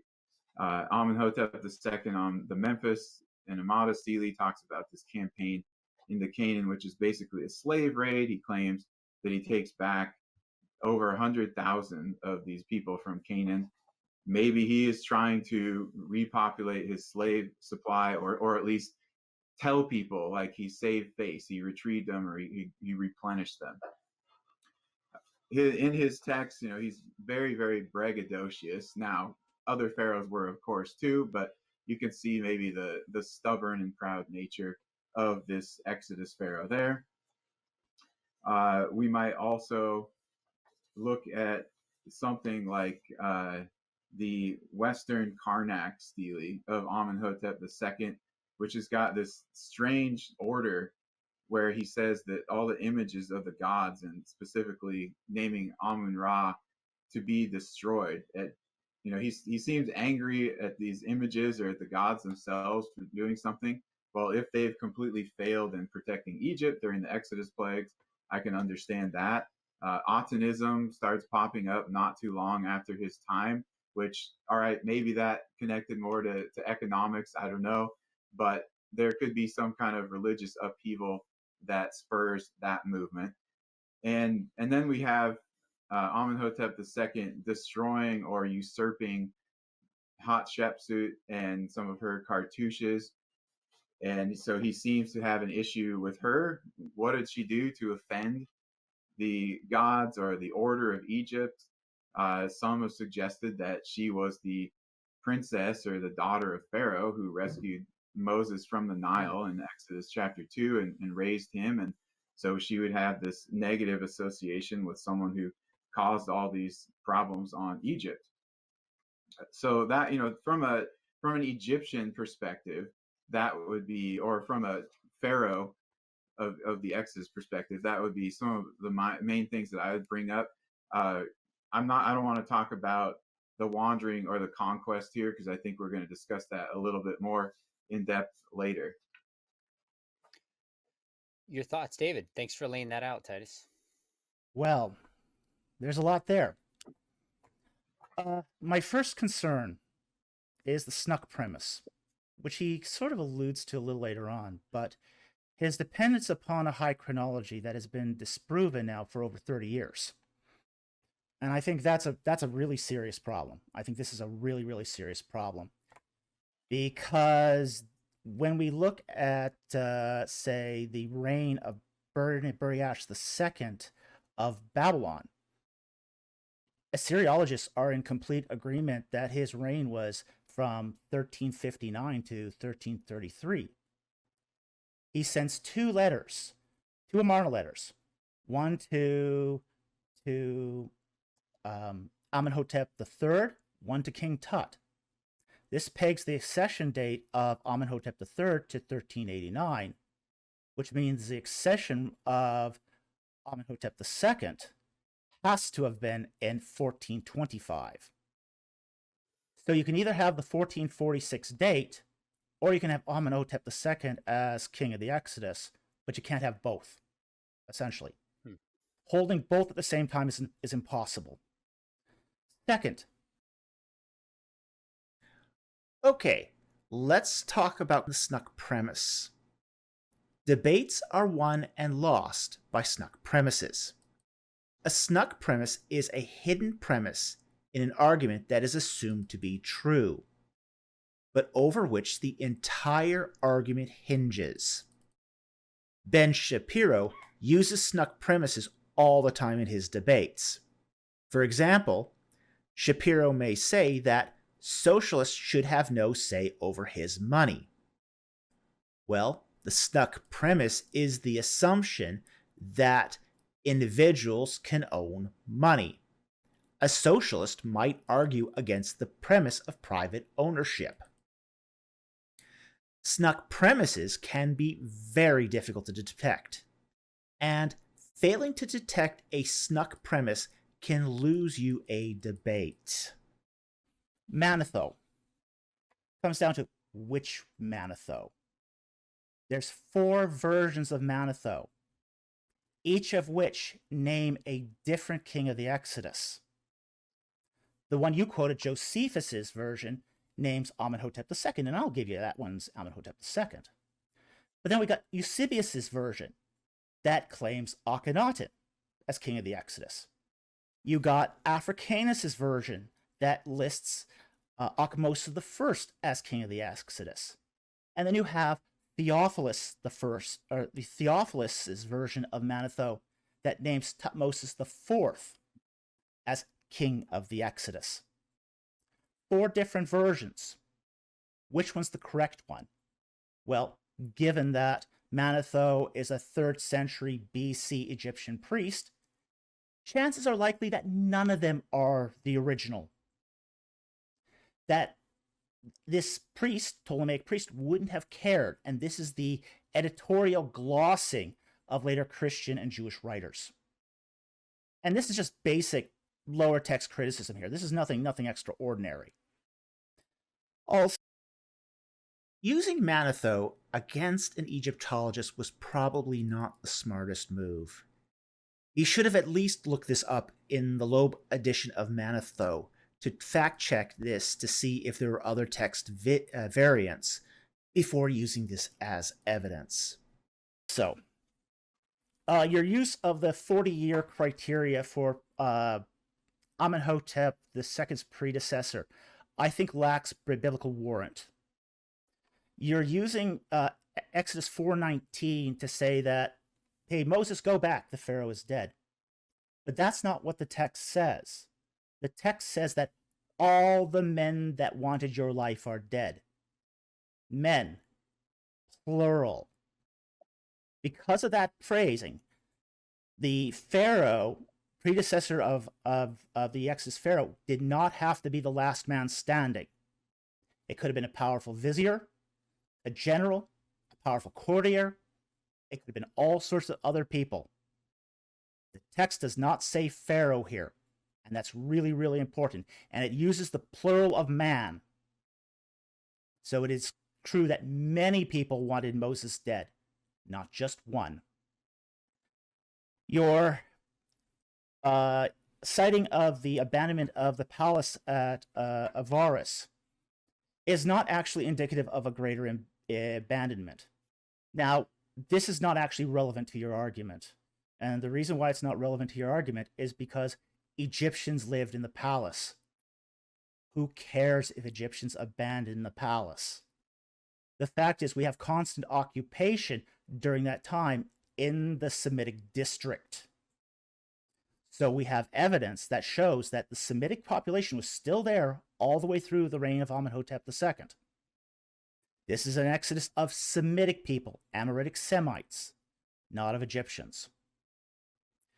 The latest reports from Tel el-Rodaba from the Polish concession have indicated that the abandonment of Pithom during the mid-Dynasty 18 was probably dated to around Tutmosis III, Queen Hatshepsut, and it was of the Egyptian settlement there. It isn't reoccupied by Semites until the building done by Ramses II. Your use of the stela of the slave raid is really post hoc rationalization. There's nothing here that connects it to the Exodus in any way. Slave raids are done. Yes, he probably exaggerated the numbers. So what? His bragging. There's not a single thing that Amenhotep II claimed that was sort of out of the ordinary for an Egyptian king. Really, it wasn't. It was perfectly consistent with his time and his particular role as king. Your citation of the Western Karnak stele were images of the gods were destroyed. Now, Notice again that Titus is resuming the self-soothing gesture here. He's going through a lot of stress and is attempting to self-regulate his emotions as his case is being dismantled. There's nothing in the text that says that he did this out of anger. He just said that the images were destroyed. The king had the prerogative to destroy the images of temples. We've seen this before. Amenhotep III destroys all the images at Luxor Temple, including the temple itself. He raises the whole thing to the ground just to move it 90 degrees so it faced Karnak. The reason why a king could destroy an image or a temple was to build a new, greater one. Not uncommon. This happened in ancient Egypt. Again, your use of appeal to Akhenaten here that, turmoil might happen that allowed that. Well, maybe. But you're talking here 50 plus years after Amenhotep II. There's two long, stable reigns between Amenhotep II and Akhenaten. So that's straining the gnat. That really is straining the gnat. And then, finally, Amenhotep II usurping the cartouches of Hatshepsut. Well, kings did this all the time. This is one of the reasons why Ramses II carves his cartouches so deep so people couldn't do this. Because he did this. He usurped other people's cartouches. Everybody did. You take a beautiful piece of monument like a Middle Kingdom beautiful Sphinx, drag it to Karnak Temple, you carve your own cartouche over top of it. And if you can't carve over top of it, you carve beside it. So this is common in Egypt. There's nothing significant here that would point to. So I think that my overall concern here with your identification of Amenhotep II as king of the Exodus is that not only is it an impossible position, it also lacks the biblical and evidential warrant to make the claim. That was a helpful response to a lot of the points. We probably can't go through each of these, but maybe 2 or 3 would be helpful if you'd respond back, Titus, in particular the chronology that he started his critique with. Sure. So I know that the low chronology is more popular now, although there have been some radiocarbon studies recently done that maybe suggest it's a little bit higher than the low chronology. I don't have a huge problem with using the low chronology or something close to that if it's really shown definitively, but there's still a lot of argument. However, as we talked about earlier in the 1 Kings 6:1 passage, there's also this variant of the 440th year. If that ended up being correct, then that chronological shift wouldn't really have an effect. We would still be falling into the reign of Amenhotep II. So until there's really some more definitive material on the chronology, I'm leaving that as more of an open question. Others. Now, the matter of chronology. Radiocarbon in the ancient Near East is a problem. It tends to produce dates that are inconsistent with the historical dates. They typically add 150 years for the Middle Bronze Age, 100 years for the Late Bronze Age, and 75 years for the Iron Age. No one knows exactly why this phenomenon happens. But Titus's use of the radiocarbon here suggests that he is unaware of the extent of this problem. Adding 100 years to all the dates would actually work against his position.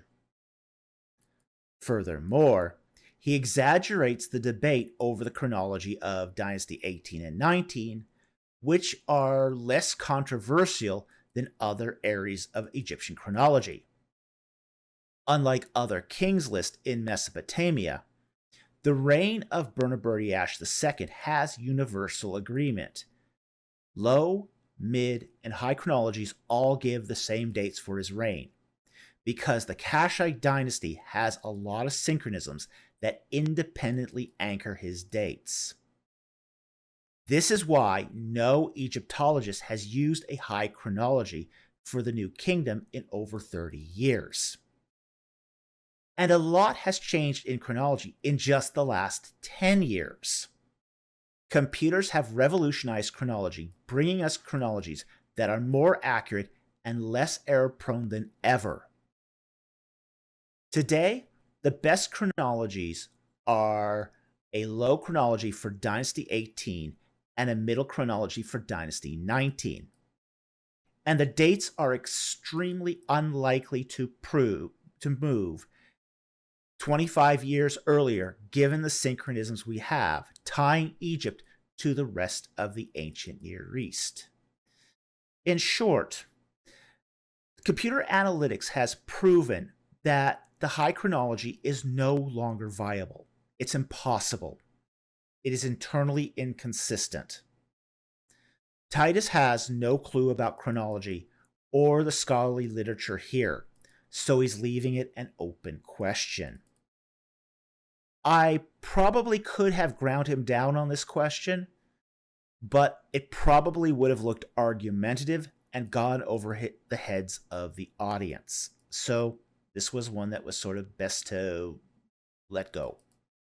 Stuff, again, with the abandonment of places like Avaris and Rataba, I'm not saying that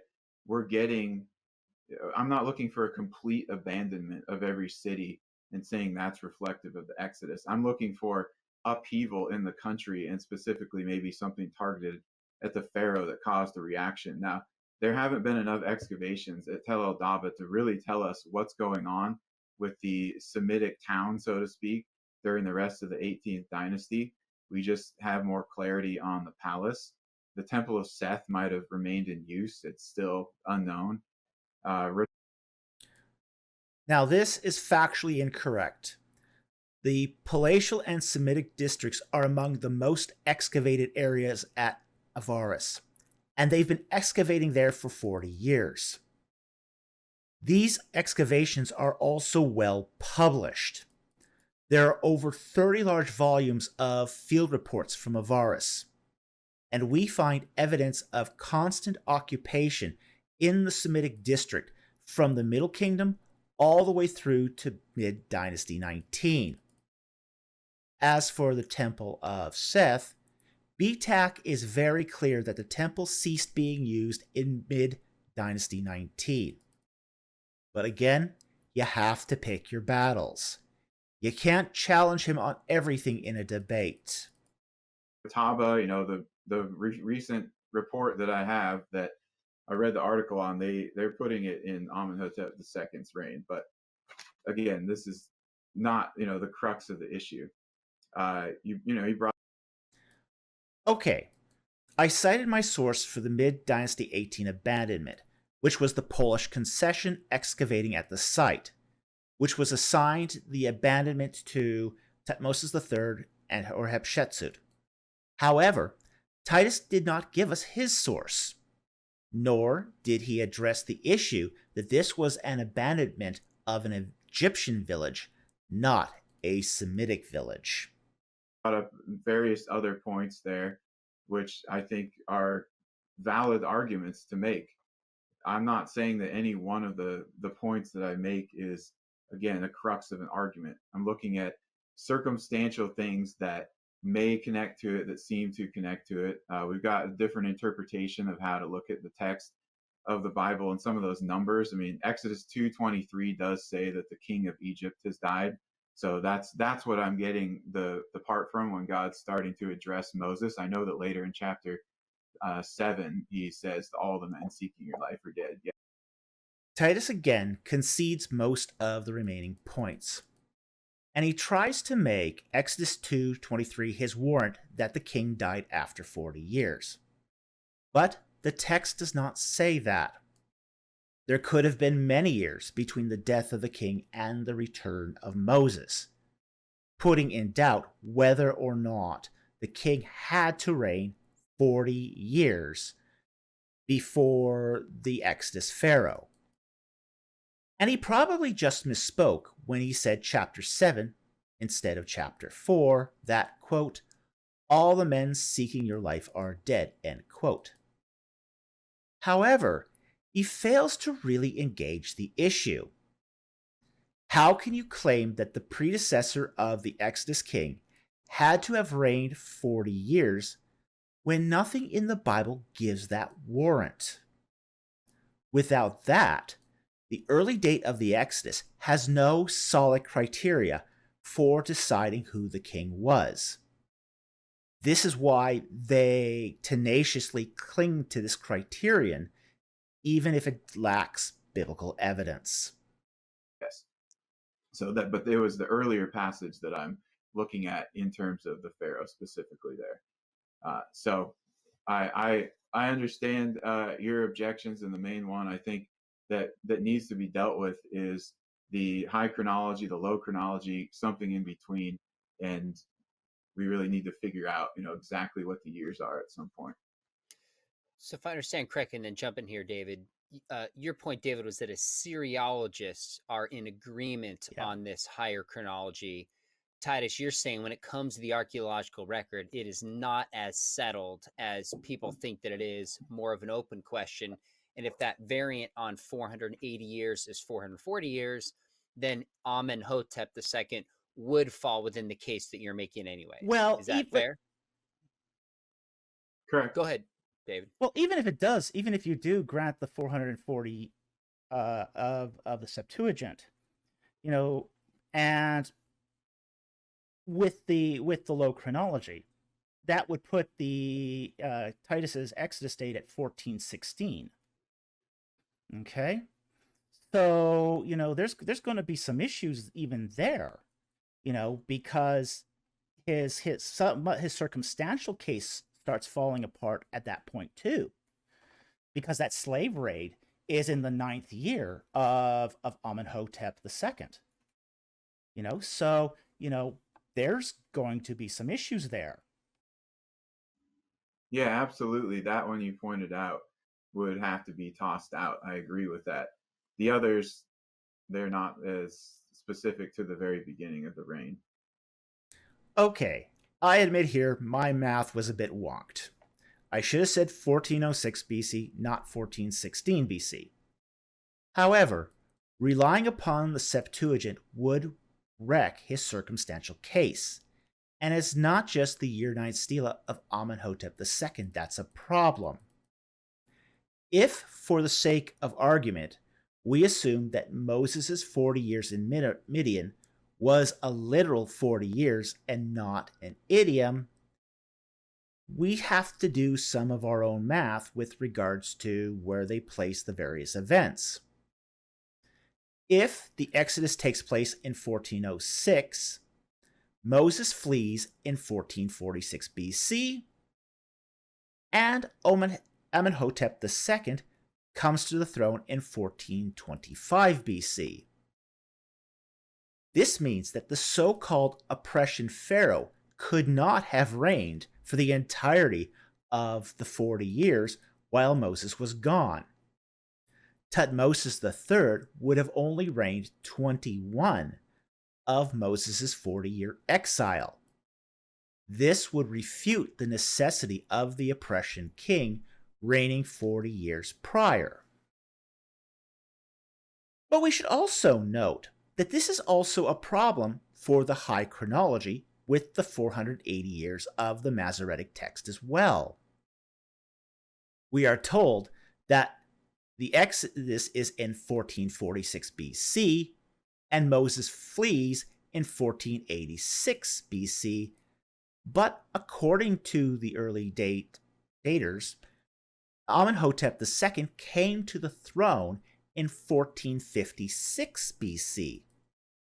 This means that the predecessor of the king only reigned 30 years of Moses' exile, not a full 40 years, again refuting the necessity of a 40-year criterion.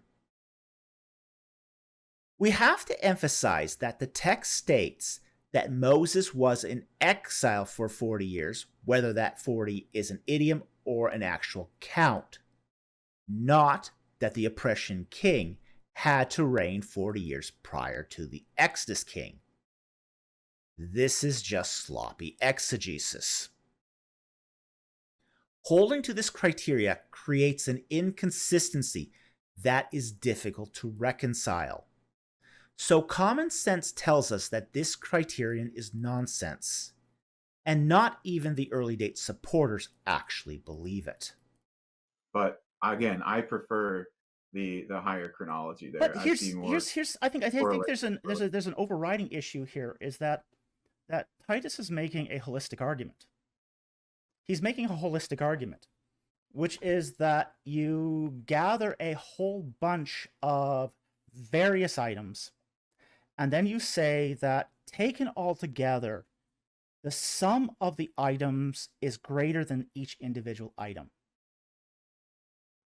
And I think that's problematic from an evidentiary level. An argument is only as good as its premises. If the premises all fall apart, the holistic argument has to fall apart also. Well, what about your premise of the temple dedication genre being ambiguous numbers? I mean, that falls apart when we looked at the specifics of it.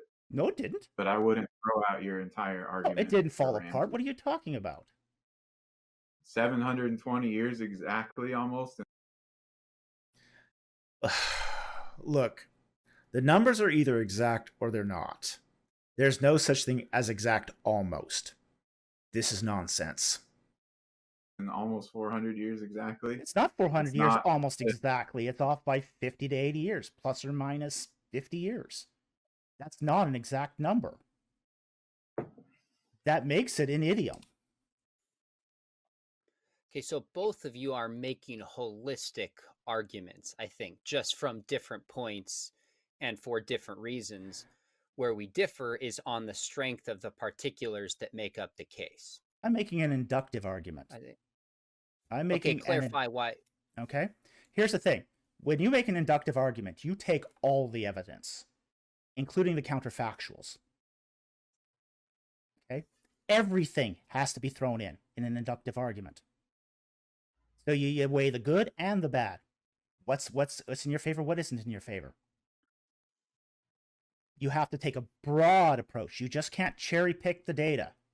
You can't just take confirmation bias here and then say, hey, it works. That's the problem with holistic arguments, is they do tend to veer towards confirmation bias. Picking what proves your case, but what doesn't prove your case is ignored. An inductive argument, you have to include the counterfactuals too. Let's get back to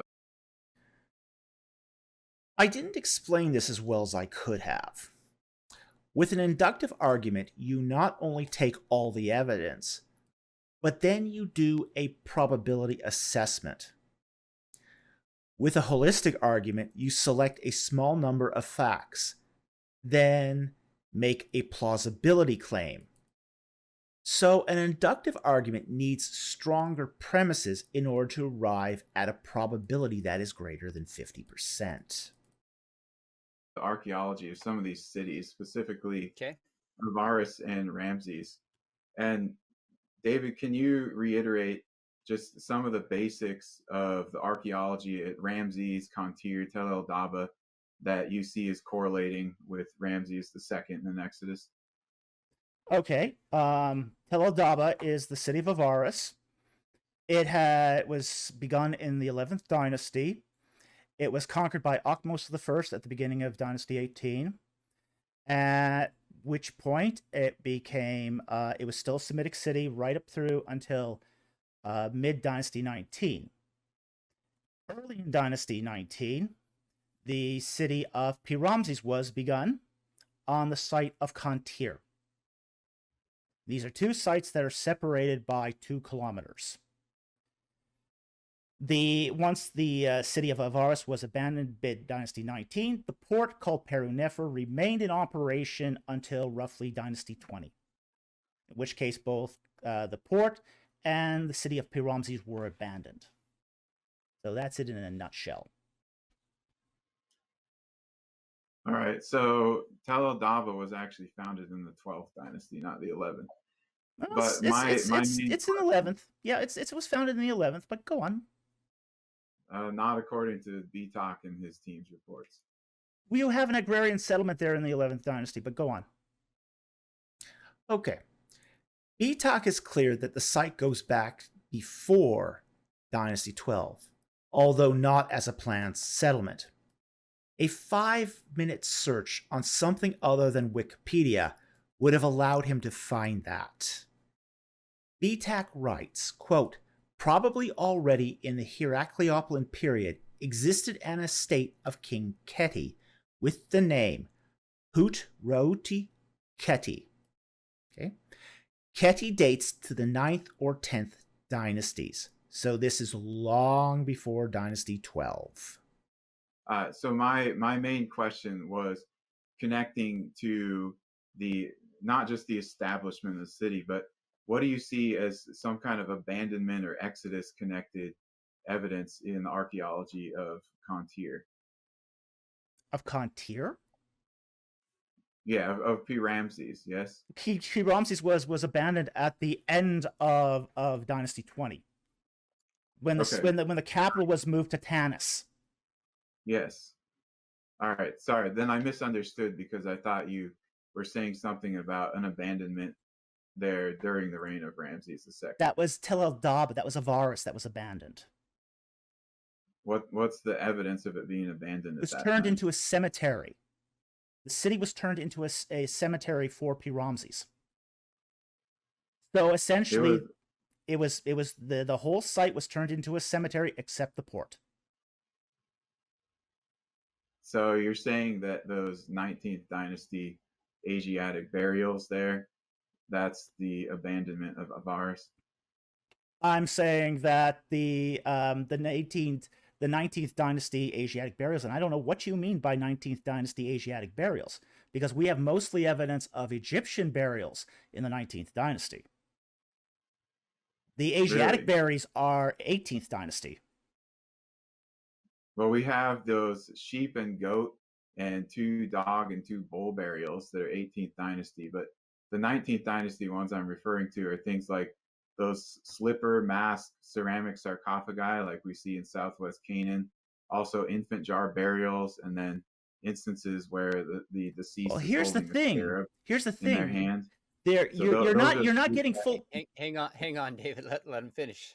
Sorry. Those are the Asiatic Canaanite type burials in the 19th dynasty there that I was. But they're not 19th dynasty. Well, they might be early 19th dynasty, but they're not mid 19th dynasty. Because you do have some overlap between the two cities in the early 19th dynasty during the reign of Seti I. But here's the thing: agricultural leveling has destroyed all the tombs. So what you're saying can't be possible because of the agricultural leveling. We only know that there are Egyptian burials there because we get fragments of Egyptian pottery, fragments of Egyptian sarcophagi, Egyptian burial goods. That's what we find at Paramses mid-dynasty 19, or sorry, at Avaris. Okay. So your complete burials have to be before that mid-dynasty abandonment.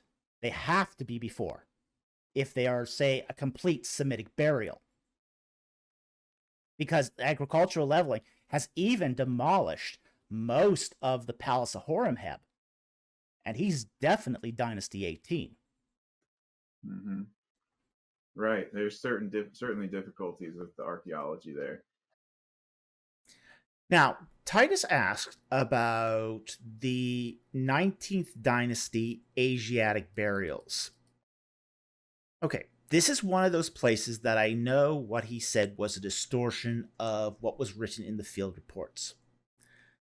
But again, you can't just say he distorted the data or that he's lying. No one would stand for that.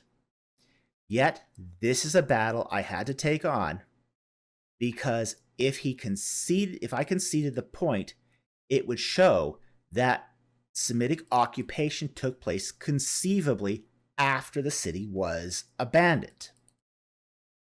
So I had to raise a counterfactual to show that what he said was impossible, which was that agricultural leveling destroyed all the mid-Dynasty 19 or later tombs per Betox reports.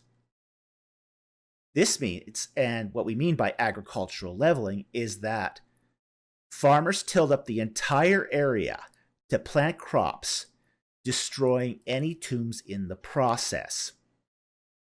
This means that finding complete tombs that date to mid-Dynasty 19 would be impossible, and therefore, what he claimed was also impossible.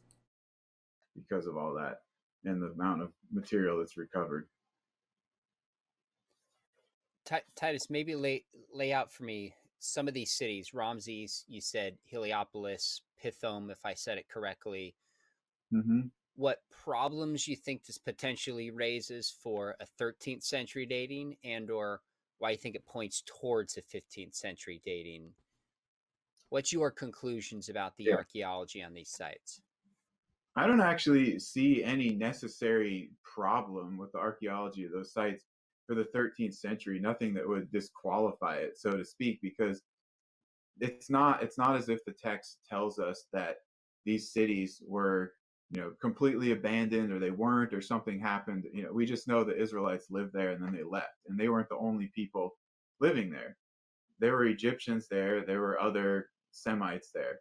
So we're not just going to get a completely gone total city type of a thing. So I wouldn't say that I'd pick anything out at the 13th century because it's got habitation there. Both, Ramses and this candidate for Pithom does. I would just say that the 15th century has some viable evidence too, and we already talked about the evidence at Avaris. All right, Sean throws Kennedy here a third lifeline. This is what is called a softball question. Please tell me what about the archaeology disqualifies a 13th century Exodus and supports a 15th century Exodus. His answer is that nothing disqualifies the 13th century Exodus, but there's evidence for that 15th century Exodus too.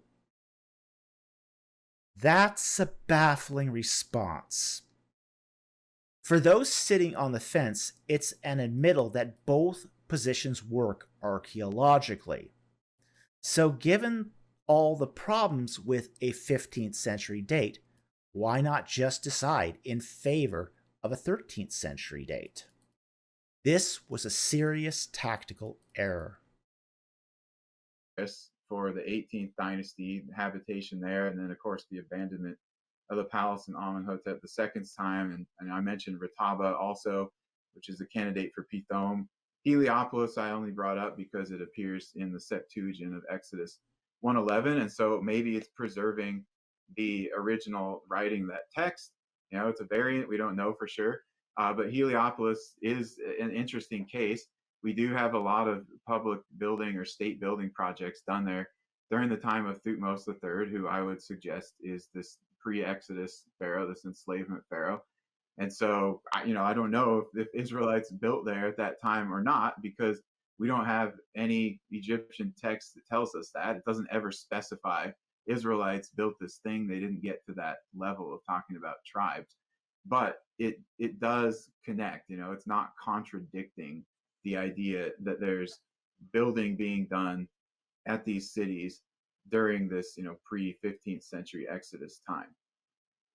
Okay, so one question, then jump in here, David. On your chronology, Titus, the Israelites in Ramesses, Pithom, potentially Heliopolis, how does that fit into the biblical chronology of a 15th century Exodus? How does it help with a larger case? Well, we have, for example, it looks like Sean did not get the answer he wanted to the previous question. So Sean throws Kennedy a lifeline for the fourth time by virtually repeating the previous question. How do the cities of Pithom, Ramses, and Heliopolis help a 15th century case? And Kennedy's second answer is really no better than the first. At Avaris, we have a large influx of people from the Western Levant, the Asiatics, Semites, come in there and they settle in. Looks like we froze again. Sorry, you're good. I've got you here. So people from the Levant come in and they settle into Avaris in the 17th century BC or even 18th century BC, really. And it starts to multiply, right? Okay, so there's this settlement of people that just fits the general idea. Jacob and his family came in there too. Then we have in early dynasty 18, we have the building of all these massive storage silos and storage complexes over the ruins of the former Hyksos citadel. And I would say that sounds a whole lot like the building of storage cities or storage facilities at Ramses and Pithom that we've got in Exodus. At Rataba, they've got also early dynasty 18 large silos that are built. And then again at Heliopolis, as I said, there's some state building projects that are done there during the time of Thutmose III. So I think the building and specific types of building that's going on fits in this 15th century Exodus. And so, some kind of repercussions. Why are some of these places getting abandoned around the time of Amenhotep II? Did something significant happen in the country to trigger that? Okay, gotcha. David, jump in. Okay, well, I as far as the abandonment of Avaris, it's not just that sporadic people just abandoned it. It was 50,000 people en masse. That's a lot of people to just pick up and leave. Okay? So this is not a small abandonment. This is a big abandonment at the end of Dynasty 19. Now, as far as the storage city is concerned, we have to biblically go back to Exodus 1:11, where it says that the Israelites built storage cities, Pithom and Ramses. Okay? Now, Heliopolis is added in the Septuagint. We can't be sure of Heliopolis. The site's still going under excavation, and it's been around since the 3rd dynasty all the way up to the Ptolemaic period. So, that's a long-lived site. The problem here is going to be the storage cities. The storage cities are essentially storage magazines that were used around temples. And they're massive. They're really massive. You can go to the Ramesseum today and see these storage cities. And they're huge. They cover acres and acres and acres. So they're big. Okay, and they're there to provide offerings for the temple. To store offerings for the temple, because they didn't have cash back then. The problem here is not going to be so much even, say, the city of Ramses, even though Ramses is a name that we can date. But Pithom's going to be a real problem. And the reason why is because those storage magazines have to be associated with a temple. The temple at Pithom was built by Ramses II. And it's this is the temple of Atum, where we get the name Pithom from. Atum, House of Atum. So this is sort of the date mark for Pithom. It's not called Pithom prior to Ramses II, but it's because Ramses II built a Ketem fortress there, a temple of Atum, and storage magazines to feed the temple. This is going to be an issue when it comes to the dating of Exodus 1:11, because you can't just say this is just a rename, because there's an actual activity attached to it, an action where the Israelites are said to have done these works for the king.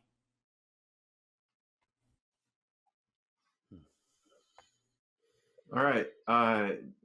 We're getting close on time. I mean, I have little remarks that I might say, but maybe we can look at some of the things in Canaan and the Conquest before we run out of time, because I haven't really gotten to say anything about that yet. Okay, let's do that. That sounds good.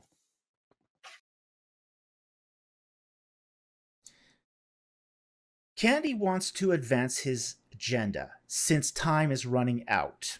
As I said, this is a very, very tight discussion for this type of discussion, 90 minutes is not long. Time is an important factor here. He needs to move the discussion into an area where he thinks he's stronger. Canaan and the Conquest are in his wheelhouse. This is where he should have complete mastery over the facts and all the scholarly literature. This is where his expertise should shine. Sure. So David brought up his view early on, as he's attributing some 13th century BC destruction, like at Hatzor, and then he mentioned something at Jericho first. I'll start with Hatzor. Certainly there is that 13th century destruction at Hatzor. There's that late Bronze 2B destruction that targeted several aspects of the city, including gates and temples and the palace. And, there's mutilation of statues, and I would certainly attribute that to the Israelites. It's, conventionally dated around 1210 BC, something like that. So it's pretty close to where he's saying Merneptah comes in and attacks the Israelites right when they arrive in Canaan. But I would say that is Judges 4 and 5 with Deborah and Barak, the second kind of destruction in this Joshua Judges era. Earlier we have in Stratum. Note that the Bible never says that Hatzor was destroyed in Judges 4. This is eisegesis. He's reading something he wants into the text. The Bible states that the armies of Hatzor were defeated, not that the city was burned with fire. 15 in the Acropolis and Stratum 2 in the lower city, we have another late Bronze 1 fire destruction of the entire city, including, of course, all the gates, the temples, the palace or ceremonial palace, however you interpret that. And I would say that massive fire destruction then is attributed to the Joshua conquest there at the end of late Bronze 1. Now, Jericho, of course, there's lots of debates over Jericho in terms of the chronology. Kathleen Kenyon's reports, although I disagree with some of her things, she did a lot to help, I think, clarify the manner of destruction of that city. And she talks about there's a walled city, and then the city walls of mud brick fall down, and they actually fell down in front of the stone retaining wall. And it sort of forms this ramp that you could walk up into the city. But subsequent to that, the attackers burned the entire city, including all these massive jars full of grain that rather than, attack before harvest or looting it, they just decided to destroy it. It's kind of weird, but all that stuff matches up with the manner of destruction in Joshua. So really the major issue is, do you take her 1550 BC date, or do you take the later Italian Palestinian excavations 1500 BC terminal date at the end of MB3, or do you take Garstang's date at the end of LB1 for 1400 BC? And I would go with Garstang's LB1 and 1400 BC because of mainly some of the pottery and the scarabs. Mainly some of the pottery and the scarabs. So we've got chocolate on white ware, for instance, which newer studies of this show it's an LB1, about 1500 to 1400 primarily type of pottery. But there's also Cypriot bichrome, which, Kenyon claimed that she didn't find this stuff, but she just took her conclusions and didn't actually publish her excavation reports. They didn't come out until after her death. You can look through them now. There's a lot of examples of Cypriot and imitation ware. So there, and then the scarabs, right? There's nearly a continuous sequence of scarabs that are found there until Amenhotep III. He's the latest one, and I would say he is the pharaoh in power during the conquest. And chronologically, it lines up, 40 years after the Exodus, 40 years after Amenhotep's things that we discussed earlier. We also find an Amenhotep III scarab in a destruction layer at Jericho and Gezer and so forth. But to the comments about the middle building, that's not a city. It's a residence. It's a large building. It's not a walled city, so that doesn't fit with Jericho. And it was only there in the 14th century in LB2A and then abandoned. So I think it's really difficult to connect that to the fall of Jericho's walls and a fire destruction over the city. That that would kind of be my, in a nutshell, what we're talking about with some of the conquest. So simply put, you've got an Exodus about 1446. They wander 40 years. Early 1400s is then when you have the conquest you did with Garstang, supported by some of the archaeological pieces that you laid out.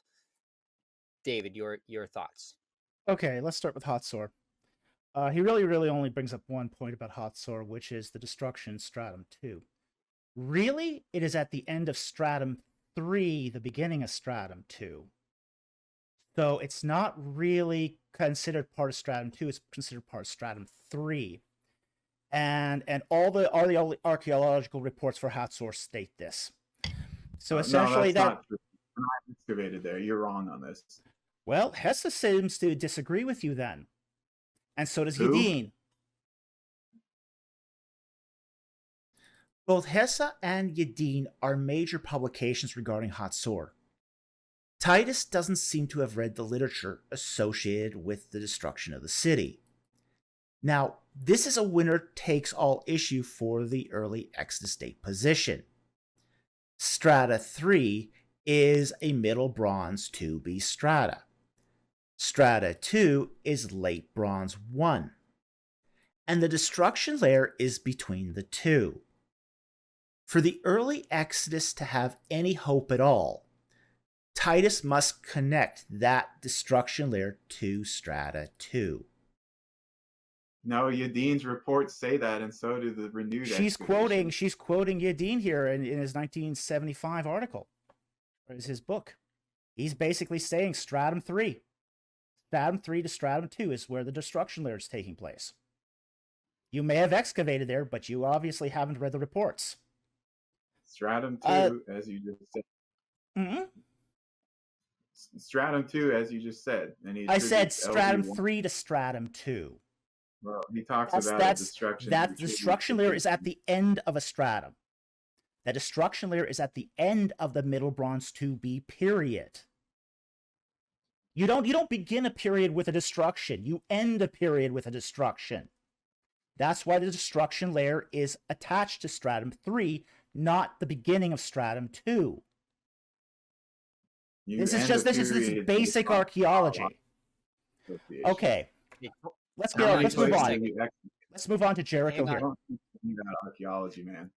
I've excavated way more than you in directed projects. Okay. Doesn't mean you can read a research report. Okay, next. Titus has ignored a fundamental principle of archaeology, which is that a destruction layer always comes at the end of an occupation layer. But he needs to say that, because if he doesn't, an early conquest at Hatzor is dead. Now, at this point, Titus loses his cool and takes the cheap shot, quote, "I've done more digs than you have," end quote. From a tactical perspective, I don't try to defend my honor. I agree with him and point out that this cheap shot is irrelevant to the issue at hand. Field archaeologists may manage those who dig at a site, but historians interpret the data that the lead archaeologists write about. These are two different skill sets, so his experience in the field really doesn't matter here. But this also shows that he lost the debate. The person who loses his temper and hurls cheap shots and insults also shows the weakness of his position. All right, let's move on to Jericho. Okay, let's go on to Jericho. Now, the most recent reports are by Lorenzo Nigro of the Israel-Palestinian expedition. Now, what he attributes here to the walls falling down and creating that sort of enrisement there is actually has been now determined to be a ramp for battering rams. Okay, so those are not the walls falling outward. That is an attempt by some invader to build a ramp for a battering ram. Okay, and that comes directly out of Lorenzo Nigro's 2020 report. Second of all, the presence of the bichromeware indicating of Late Bronze 1, we now know that is part of a constant occupation at Jericho that began in Late Bronze 1 and continued all the way through to the end of Late Bronze 2A. And while he sort of dismisses the middle building, we also know that the entire periphery of the site had a mud brick Late Bronze wall.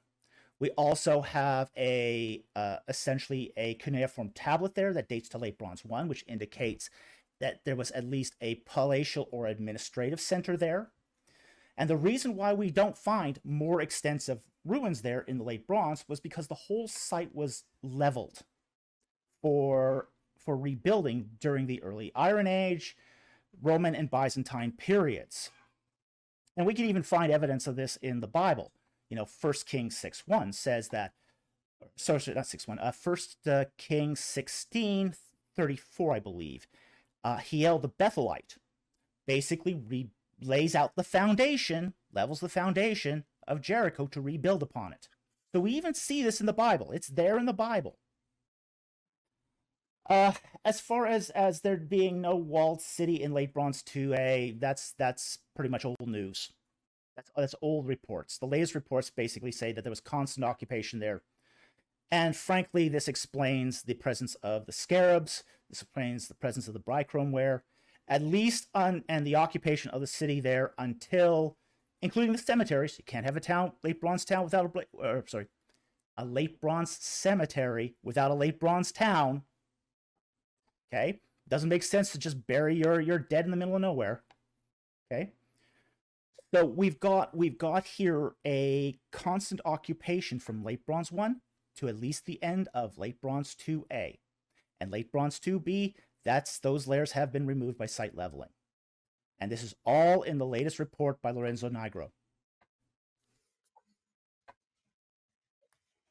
Titus, your thoughts? The Helani building built above the middle building, yeah, that's certainly an Iron Age structure there. But the main Roman and Byzantine settlement, especially Roman settlement, was not built at Tilla Sultan.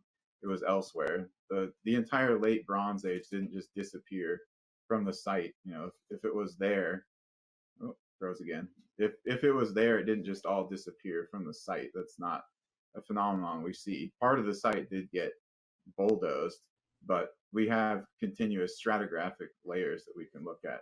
So we both stated our positions on that. I would dispute or not agree with some of the things you said, but thank you for clarifying that.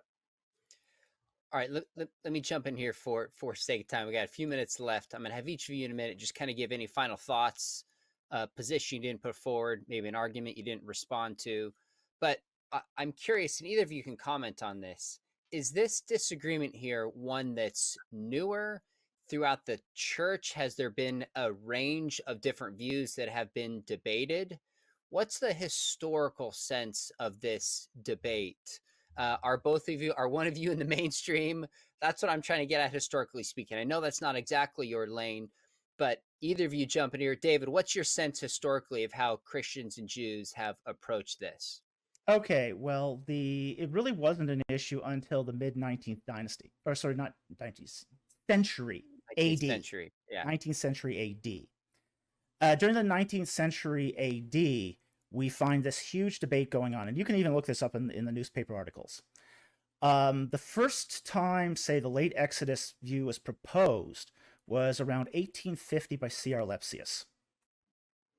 And it became the predominant sort of theory in Jewish and Christian circles until 1906, when James Orr said, hey, the Ramses view is the traditional view, but I've got this new view, which basically takes the 1 Kings 6:1 and correlates it to Amenhotep II.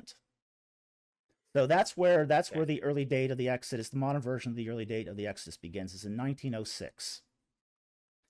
That makes sense. With biblical criticism, with archaeology growing around that time, it would become more of a debate. That's super helpful. All right. Okay, I'm glad Sean handed this question off to me.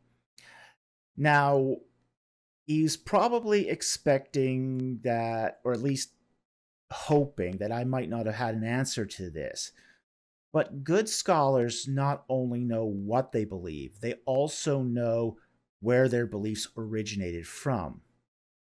And very few people realize that the modern early Exodus date view is not the traditional view, but is the more recent of the two views. Organizations like Associates for Biblical Research have told people for 60 years that the early date is the traditional view, when it has only been around little more than 100 years. And certainly, ABR can't be happy that I was allowed to speak at this turn, since this is a large portion of their rhetoric.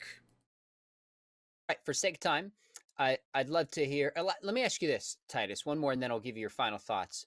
Where do you see debates or discussions on this headed?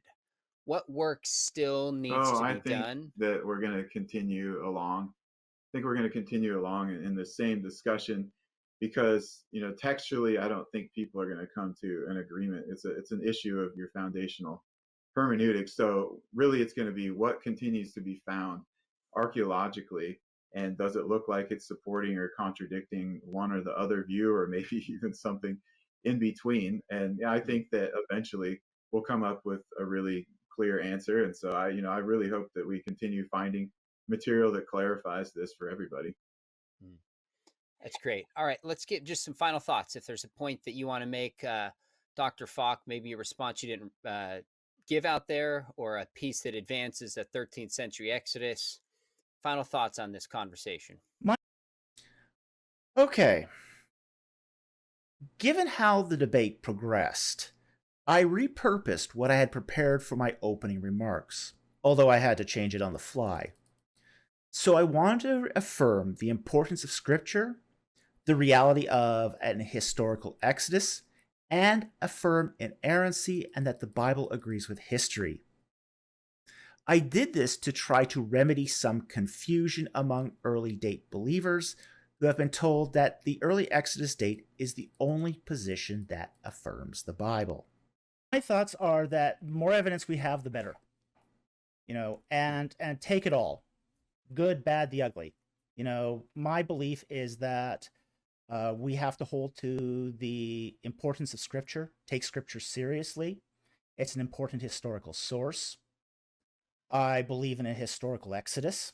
I think there's good evidence for a historical exodus. And I think that our reading of the Bible has to be in concord with history itself. And I think this is a matter of inerrancy. That to be consistent is a biblical inerrantist. I also have to be consistent as a historian as well. Okay, very helpful. Dr. Kennedy, final thoughts on this discussion. Oh, I think it was really an informative and helpful discussion. I think that for everybody watching it, they're going to learn a lot more about two, variants of what might be two of the main views, and hopefully educate themselves and maybe figure out, which they think is more plausible, or wait until some additional evidence comes in. Dr. Falk, how can people follow you? I think you have a YouTube channel. Tell us the best way to track your work. The best way to track my work is on my YouTube channel, Ancient Egypt and the Bible. We do Q&A live streams every Friday night. If people want to ask me questions directly, we take those questions. We also do a Monday educational release. We won't be doing it today because of this, but didn't have time. But priorities, you got to pick them. So that's how people can reach me, is through my YouTube channel. Thanks for carving out the time to do this. I know it was a sacrifice. Dr. Kennedy, how can people track what you're doing? Well, I don't have my own channel, but I occasionally appear on various other ones if people are interested in seeing lectures or interviews or discussions. And you can take my class at Biola, or you can join me for a dig sometime. So I'll leave it up to you. That's awesome. Well, speaking of Biola, those of you watching, make sure you hit subscribe. We've got some other conversations like this, diving into important topics like the Exodus, cultural issues. If you've thought about getting a master's degree in archaeology, is one topic we discover and discuss in apologetics. We have a fully distanced, top-rated program. Information is below. We would love to help train and equip you in your endeavor to defend the faith. And I'll make sure you hit subscribe here as well. So the two of you, can't thank you enough. I was hoping to keep this to about an hour and change, but we got way too much. Not too much. I actually want to keep going forever, but got to respect your time. Hey, I'm happy to do it again. Well, let's look at doing it down the road again. Really appreciate that. And thanks to both of you for taking the time to come on. Thank you very much. Yeah. Thank you for hosting, Sean. Thank you for joining the discussion and all the information, David. It was my pleasure. It was great meeting you too. You too.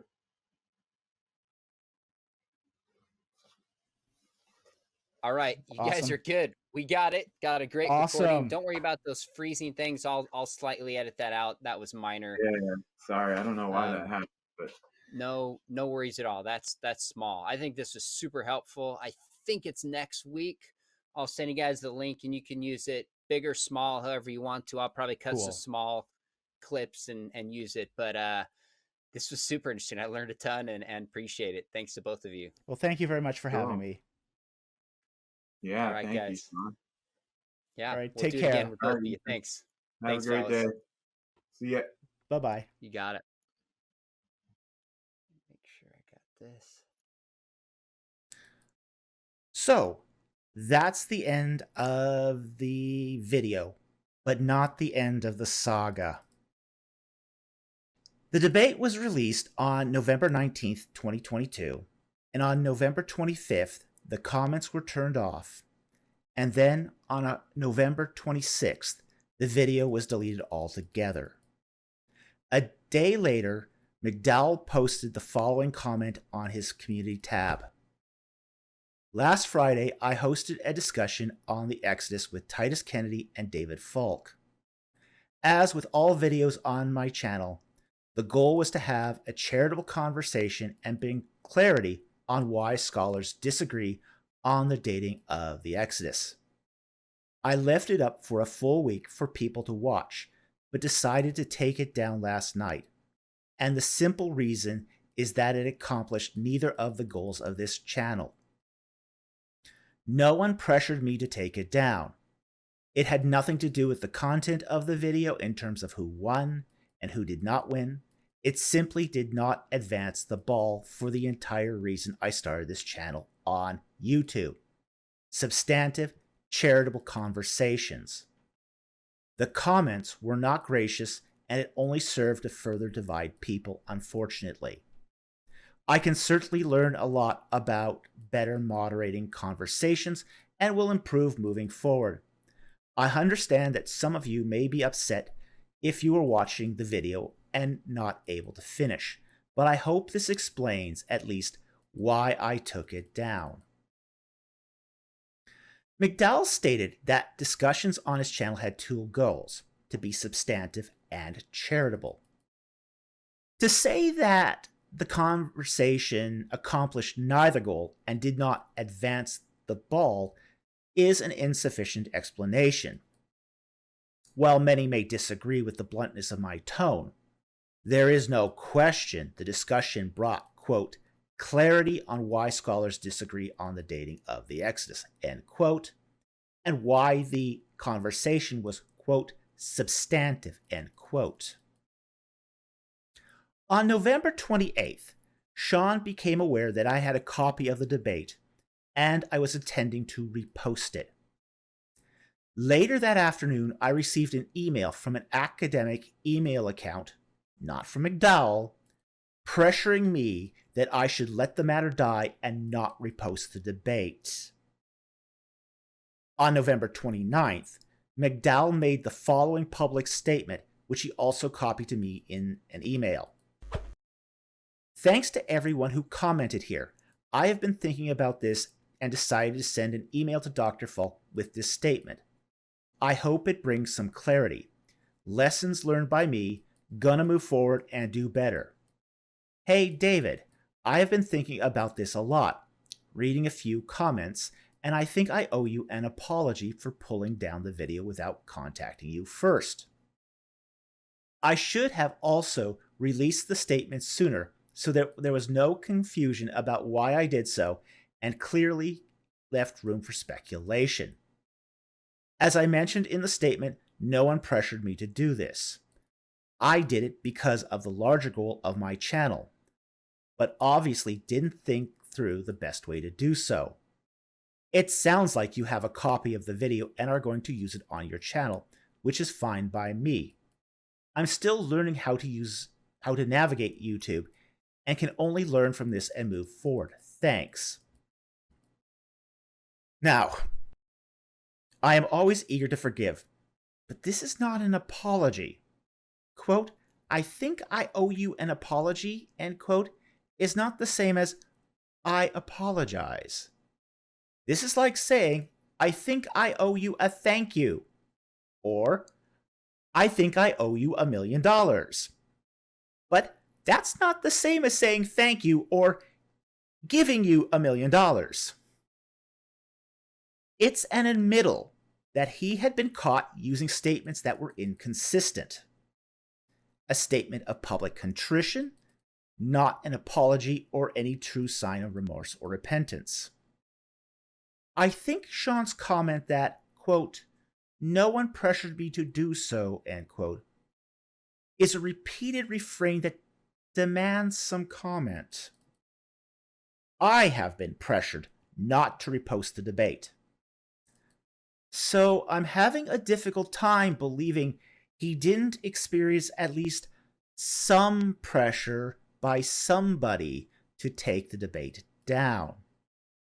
Especially since I've already experienced some of these tactics in previous encounters. One of my subscribers, Aaron Adams, put it really well. Quote, "Soon we may have very sweet and understanding people defend this decision like so." Quote, "Yes, we all agree it would be better for the debate to stay up and for all positions to be evaluated on the basis of evidence. But don't you see how hard it is? I mean, this could endanger their careers and put their families' well-being in peril. You do understand, don't you?" End quote. It will be very convincing. Just remember, one person in that debate has already chosen to stand on the evidence, even if it costs him in those areas. Remember, if someone tells you that these men are just looking out for their families, they're telling on themselves. They fear man and doubt God's ability to provide and protect. And if they fear losing a job or reputation, what will they do when the decision is between pouring out an offering for Caesar or losing their lives? Quote, "If you are not firm in faith, you will not be firm at all." End quote. Isaiah 7:9. So that covers our analysis of the debate between me and Titus Kennedy. Thank you for watching this censored debate on the date of the Exodus with my commentary. I hope you enjoyed it and learned something, and I will see you next time on Ancient Egypt and the Bible.